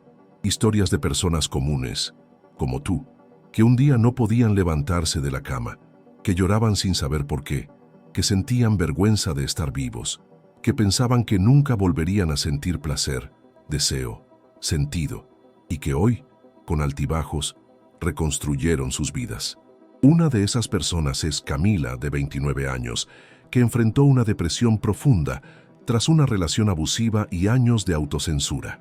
Ella cuenta que durante casi 2 años vivió como un fantasma funcional. Iba al trabajo, sonreía con la familia, publicaba fotos con filtros, pero lloraba todos los días en la ducha. Ocultaba crisis de ansiedad con excusas y solo lograba dormir con medicamentos. Cuando llegó al punto de no poder levantarse para trabajar, buscó ayuda. Comenzó terapia. Resistió. Pensó que no funcionaría, pero siguió. Probó distintos terapeutas hasta sentirse acogida. Empezó la medicación, leyó, estudió, lloró, y un día notó que el dolor había dado lugar a algo nuevo, ganas de vivir. Hoy, Camila no dice que está curada, pero dice con firmeza que se conoce mejor, se respeta más y nunca más silenciará su dolor. Otra historia es la de Leandro, de 47 años, padre de 2 hijos, que cayó en depresión tras perder su empleo y endeudarse. Siempre visto como el fuerte de la familia, no podía admitir que estaba mal. Sentía vergüenza. Intentaba seguir con la rutina, pero por dentro todo se desmoronaba. Empezó a tener pensamientos intrusivos, a cuestionar su valor como hombre, como padre, como ser humano. Cuando pensó en quitarse la vida, buscó ayuda psiquiátrica. Se unió a un grupo de apoyo. Encontró fuerza en otros hombres que también se estaban permitiendo sentir y redescubrió el valor de la vulnerabilidad. Hoy, con trabajo estable y aún en terapia, Leandro dice que su mayor logro no fue conseguir un nuevo empleo, fue aprender a escucharse y permitirse empezar de nuevo, incluso roto. También hay historias públicas, personas conocidas que usaron su voz para mostrar que la salud mental es algo serio. El cantante Chorão, de la banda Charlie Brown Jr., hablaba intensamente sobre su dolor, aunque muchos solo lo notaron cuando fue demasiado tarde. Otras figuras públicas, como la actriz Emma Stone, el nadador Michael Phelps y la cantante Lady Gaga, comparten abiertamente sus luchas con la depresión, la ansiedad y los trastornos emocionales. No son excepciones. Son simplemente voces que se alzaron para decir «yo también». Y ese «yo también» puede ser el inicio de una cadena de sanación, porque cuando una persona comparte su dolor con verdad, le da permiso a otras de reconocerse y buscar ayuda. La verdad es que nadie supera la depresión en soledad. Toda historia de superación tiene en algún momento una red de apoyo, aunque sea pequeña, un terapeuta, un amigo, una abuela, un grupo, un libro, un audio que hizo sentido, un video que tocó, un gesto que salvó, y esa red no necesita ser perfecta, solo necesita ser real, presente, amable, y la buena noticia es que tú también puedes construir la tuya, poco a poco, con paciencia, con cuidado, con apertura. Si estás leyendo esto y te sientes lejos de cualquier posibilidad de superación, te entiendo. Sé que en este punto todo puede parecer lejano, inalcanzable, imposible, pero escucha esto. Nadie cree que va a mejorar al principio. La mayoría de las personas solo empieza a mejorar porque decidió seguir, incluso sin creer, y después de un tiempo, algo cambia. Llega una pequeña victoria, una mañana más ligera, una risa inesperada, un momento de paz. Y al mirar atrás uno se da cuenta, sí, hubo sanación, aunque con cicatrices, aunque por pedazos. El dolor forma parte del camino, pero no es el destino final. Estás en proceso, en reconstrucción, y al igual que Camila, Leandro y tantos otros, tú también puedes escribir tu historia de superación. No tiene que ser perfecta ni rápida, pero debe ser tuya, y ya comenzó, en el momento en que decidiste escuchar, reflexionar y sobre todo continuar. La depresión, aunque silenciosa y muchas veces invisible, nunca afecta solo a quien la sufre. Resuena. Llega a los demás como una ola callada que transforma ambientes, relaciones y rutinas. Y en ese escenario, la familia, los amigos y las personas cercanas pueden ser tanto un factor de protección como, lamentablemente, un obstáculo involuntario para la recuperación. No porque deseen el mal, sino porque muchas veces no saben qué hacer, qué decir, cómo actuar. La ignorancia emocional, que no tiene nada que ver con la falta de amor, es uno de los mayores desafíos para quien convive con alguien en profundo sufrimiento. Y por eso es urgente y necesario hablar con claridad. Quien está al lado también necesita aprender, escuchar, comprender y sobre todo, apoyar sin juzgar. Cuando alguien está deprimido, su mundo interior ya es extremadamente confuso. Todo parece difícil. Levantarse, hablar, comer, salir de casa, responder mensajes, sonreír. Lo mínimo se vuelve una carga. Por eso, las exigencias, críticas, presiones y frases bien intencionadas pero equivocadas pueden tener un efecto devastador. Comentarios como, eso es falta de ocupación, anímate, la vida no es tan mala, estás así porque quieres, hay gente peor que tú, necesitas trabajar, no hacer terapia, o no tienes motivo para estar así. Esas frases no ayudan, hieren, invalidan, empujan aún más al otro hacia el fondo, porque lo que la persona deprimida escucha en esos momentos no es solo una frase, es la confirmación de que no es comprendida. Y no sentirse comprendido es uno de los dolores más profundos de la depresión. Apoyar a alguien con depresión requiere presencia afectiva, más que consejos. A veces la persona no necesita soluciones, necesita a alguien que esté a su lado, incluso en silencio.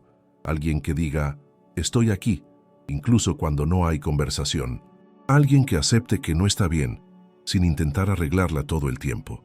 Porque no hay cura posible cuando el enfermo se ve obligado a fingir estar bien para no incomodar. La acogida verdadera empieza con empatía, entrar en el mundo del otro sin querer cambiarlo de inmediato, sin comparar sufrimientos, sin medir dolores. Se trata de escuchar con el corazón, con humildad, entendiendo que no se trata de entender todo, sino de respetar todo lo que el otro siente. Eso no significa que tú, como familiar o amigo, debas anularte o cargar con todo solo. Todo lo contrario. Es importante establecer límites, buscar apoyo para ti mismo y compartir la responsabilidad.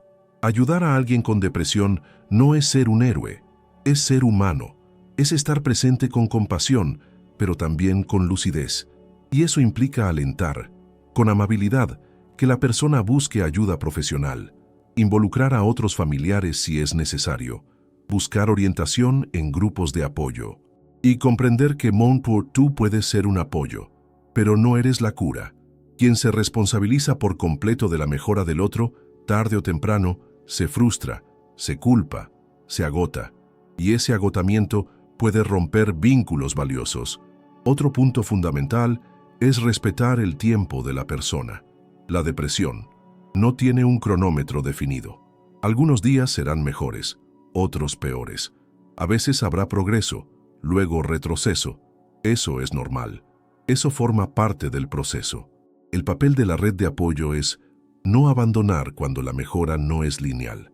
Es seguir ahí, no presionando, sino ofreciendo constancia, recordando, con actos y palabras, que la persona vale la pena, que es amada, incluso en crisis, que su dolor es real, pero que no está sola para enfrentarlo.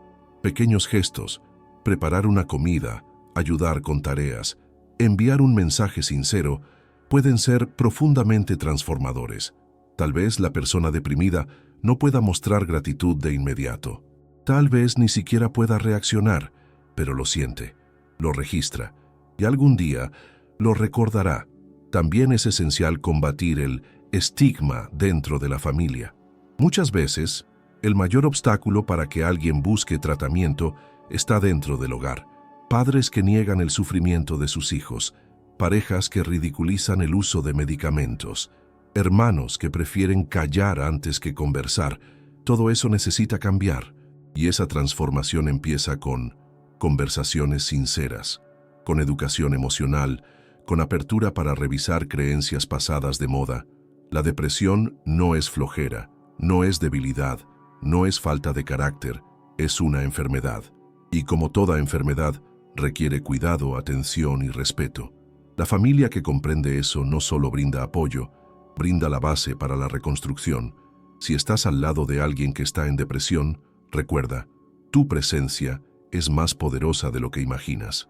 No necesitas tener todas las respuestas, no necesitas entender cada detalle, pero tu escucha, tu paciencia, Tus actos constantes de amor, incluso en los silencios, pueden ser el hilo que impida que el otro se pierda por completo. Y si estás cansado, con miedo, sin saber qué hacer, respira. Tú también mereces apoyo. Tú también necesitas cuidarte. Y al hacerlo, no solo te proteges a ti, sino que muestras al otro con tu ejemplo que cuidar la salud mental es un acto de coraje, de lucidez y de amor.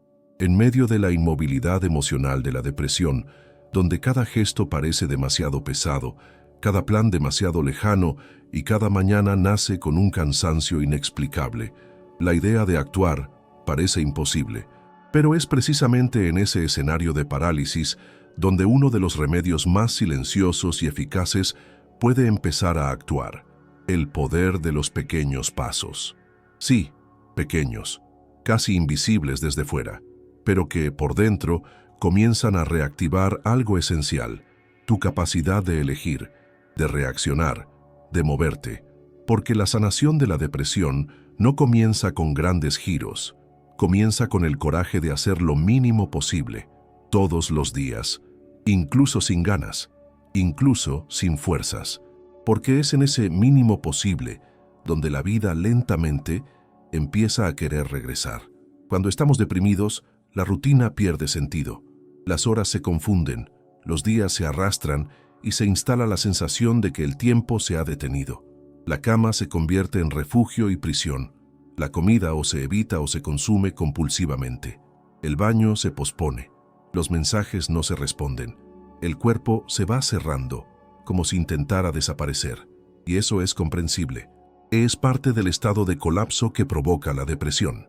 Pero hay algo que la ciencia y la clínica demuestran una y otra vez. Retomar la rutina, aunque sea de forma simbólica, es uno de los primeros signos de recuperación. Porque el cerebro, incluso enfermo, responde al movimiento.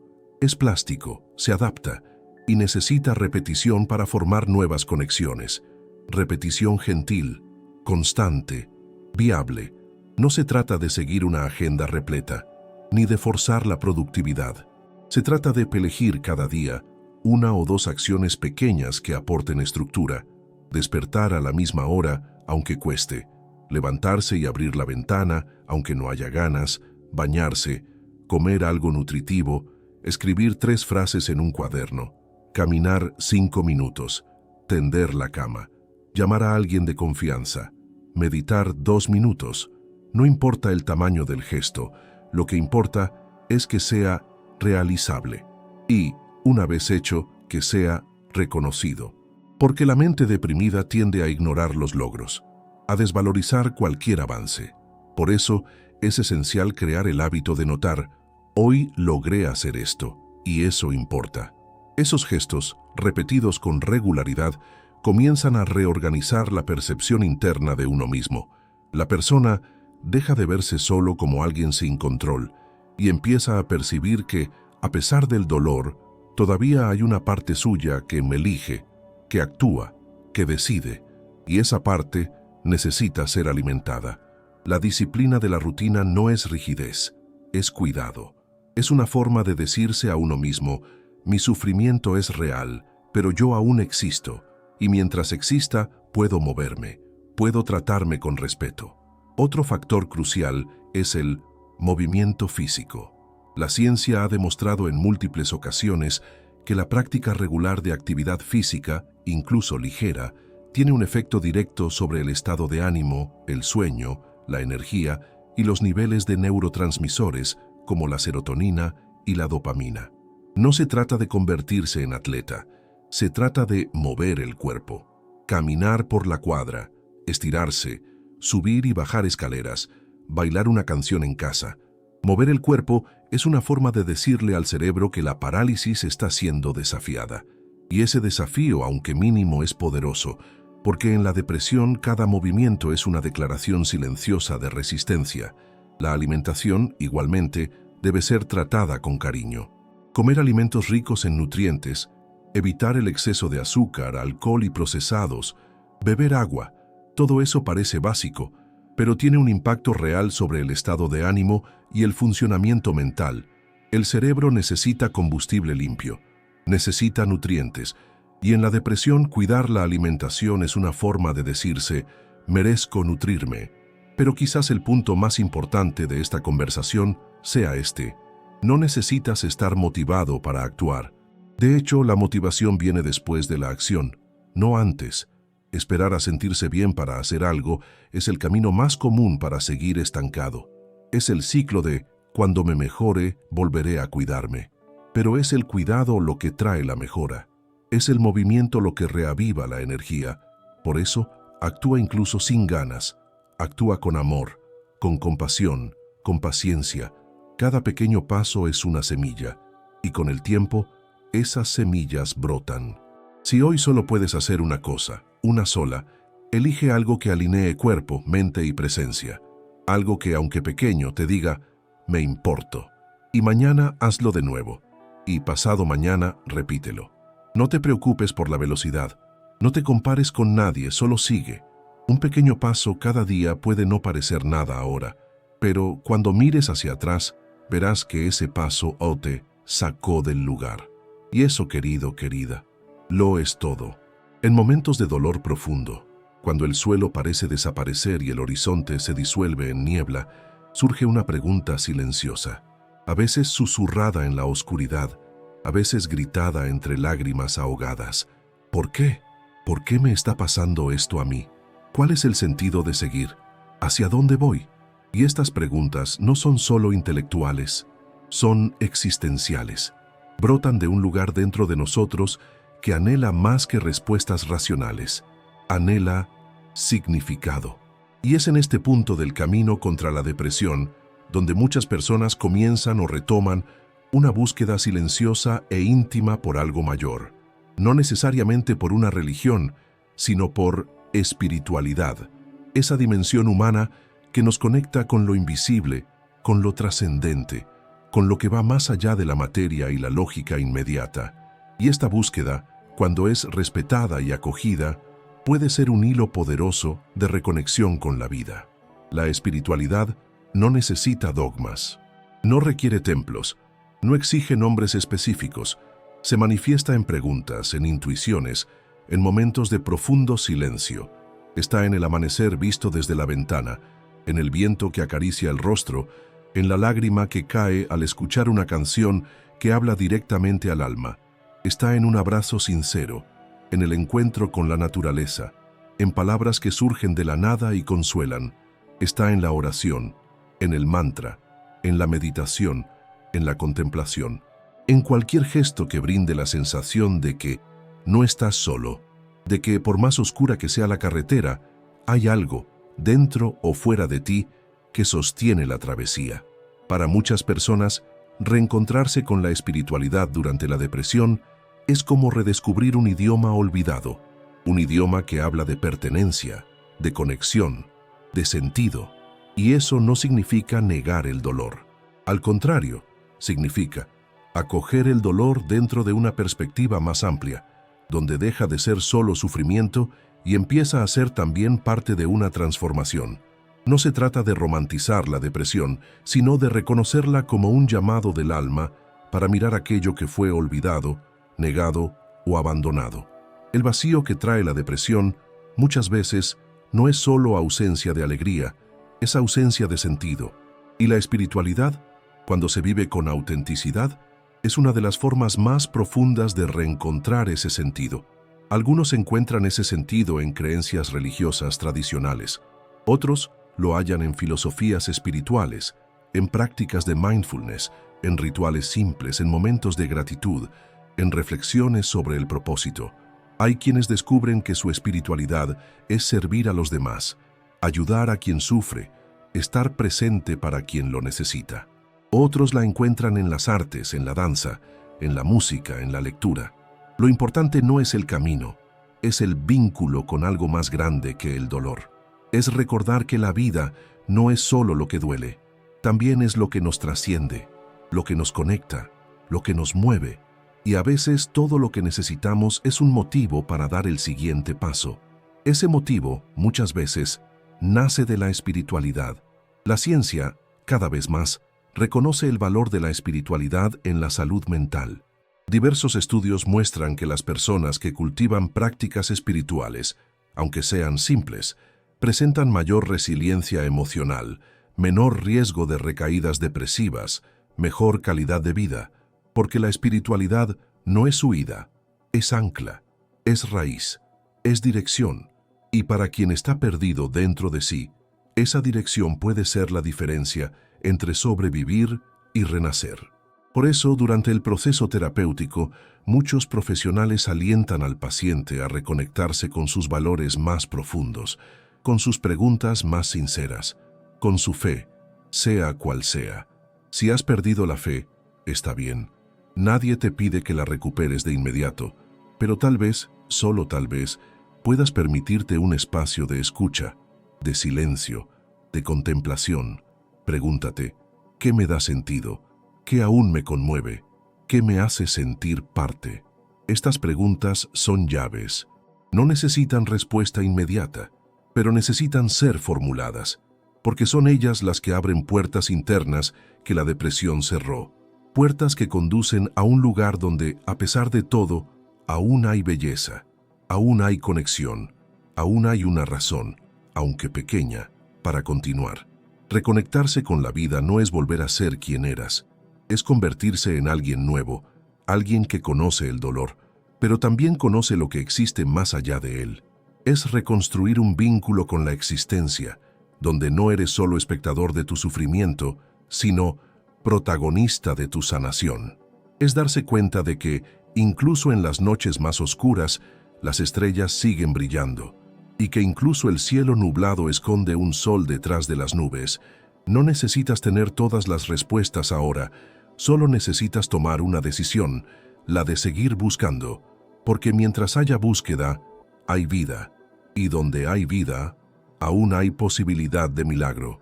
Después de atravesar la tormenta de la depresión, de encontrar algo de alivio, de volver a respirar con más ligereza, suele surgir una nueva preocupación. ¿Y si todo vuelve? Este miedo, aunque común y comprensible, puede convertirse en una sombra silenciosa que impide entregarse plenamente al presente. Pero la buena noticia es que sí, es posible prevenir recaídas.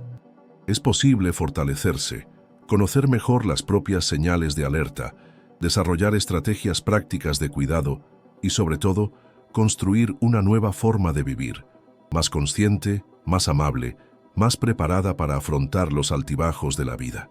La primera verdad que debemos aceptar es que una recaída no es un fracaso. Puede suceder, y no significa que todo el proceso anterior haya sido en vano. Al igual que con cualquier otra condición de salud, como la hipertensión o la diabetes, las oscilaciones forman parte del cuadro. Pero eso no significa que la persona haya vuelto al punto de partida. Solo significa que el cuerpo y la mente están pidiendo atención nuevamente. Y cuanto más familiaridad tengas con tus propios patrones emocionales, antes podrás identificar las señales sutiles de que algo no va bien y actuar antes de que la situación empeore. La prevención comienza con el autoconocimiento. Durante el tratamiento, aprendes mucho sobre ti mismo, tus desencadenantes, tus creencias negativas, tus patrones de pensamiento, tus ciclos de comportamiento. Anotar estos aprendizajes, revisar tus notas de terapia, llevar un diario emocional, observar cómo reaccionas ante ciertas situaciones, todo eso es material valioso, porque cuanto más te conoces, más rápido reconoces cuando algo se está desviando. Puede ser un cambio en el sueño, un aislamiento social que se intensifica, pensamientos negativos que regresan, una pérdida de interés por actividades que ya habías recuperado. Estas señales no son destino, son invitaciones a prestar atención. Otro pilar fundamental es la continuidad del tratamiento. Muchas personas, al sentirse mejor, deciden interrumpir la terapia o la medicación por su cuenta, y este es un error común y peligroso.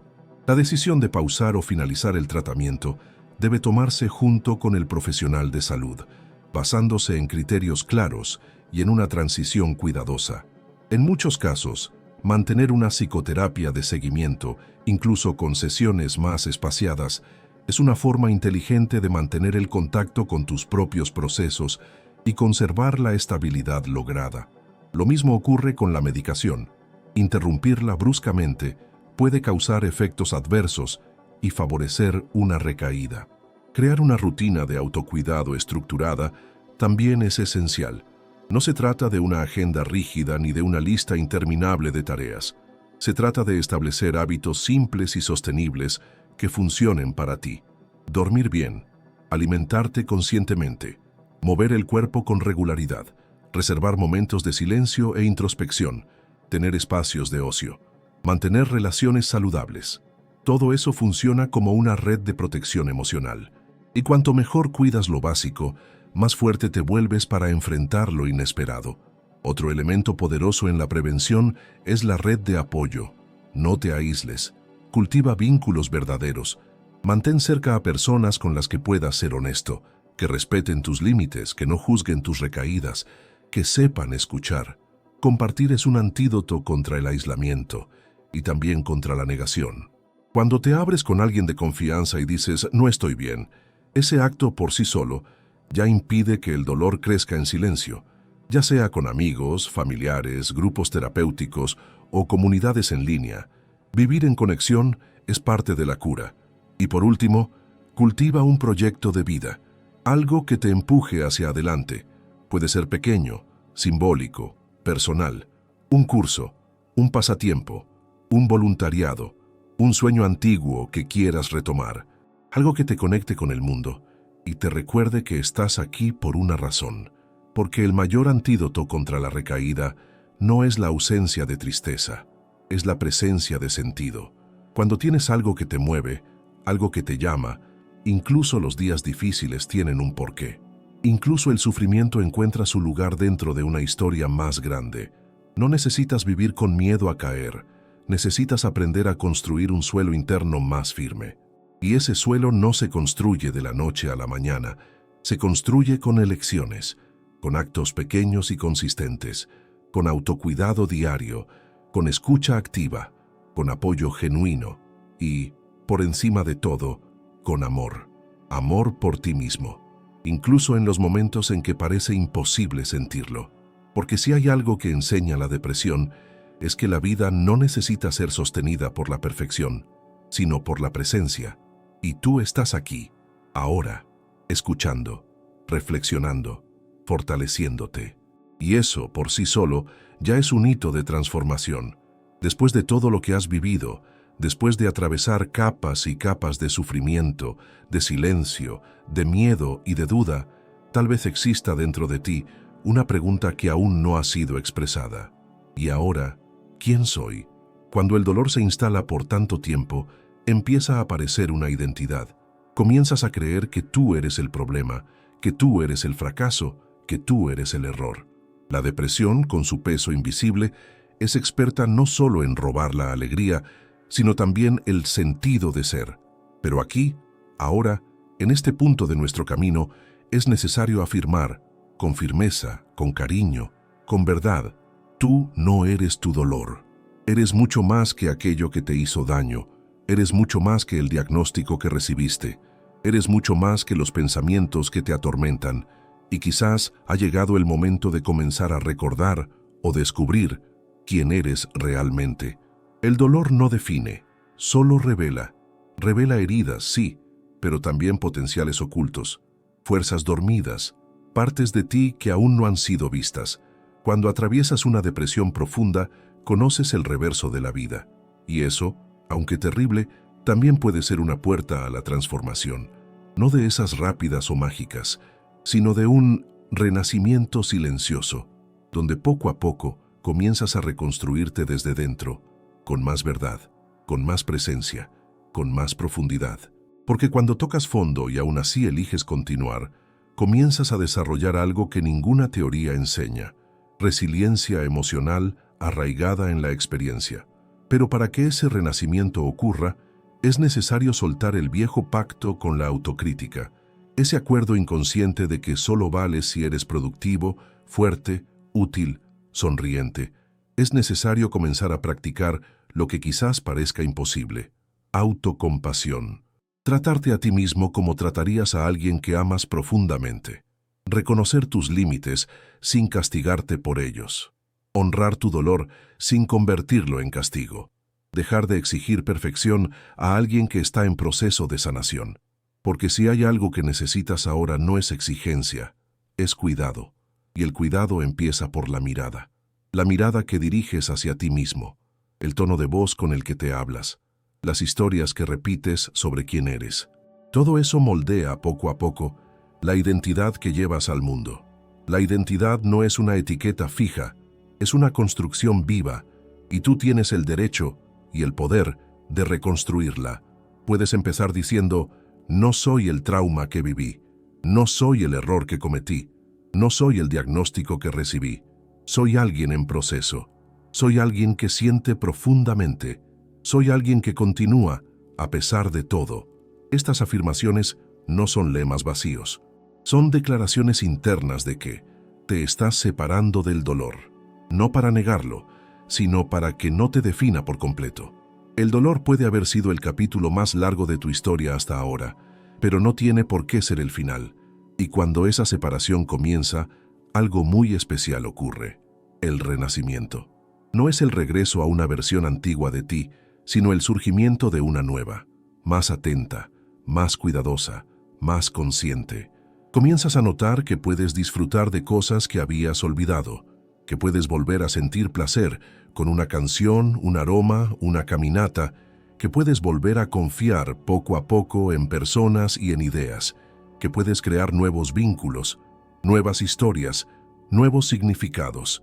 El renacimiento no es euforia, es reconexión, es recordar que la vida, a pesar de todo, sigue latiendo dentro de ti. Y tal vez lo más hermoso de todo esto sea darte cuenta de que, incluso roto, puedes florecer. Las partes que se agrietaron pueden volverse canales de luz. Las heridas pueden convertirse en portales de empatía.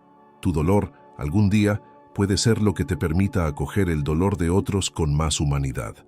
Y así, tu historia no será solo la de quien sufrió, sino la de quien eligió transformar el sufrimiento en presencia, en sabiduría, en verdad. Ya no necesitas esconderte dentro del dolor. Puedes habitarlo con dignidad y poco a poco construir la salida, porque tú no eres un error, eres un milagro en movimiento, un milagro que está aprendiendo con valentía a existir de forma más plena. Y si llegaste hasta aquí, ya lo sabes, renacer no es volver a lo que eras, es aceptar lo que eres y aún así decidir vivir.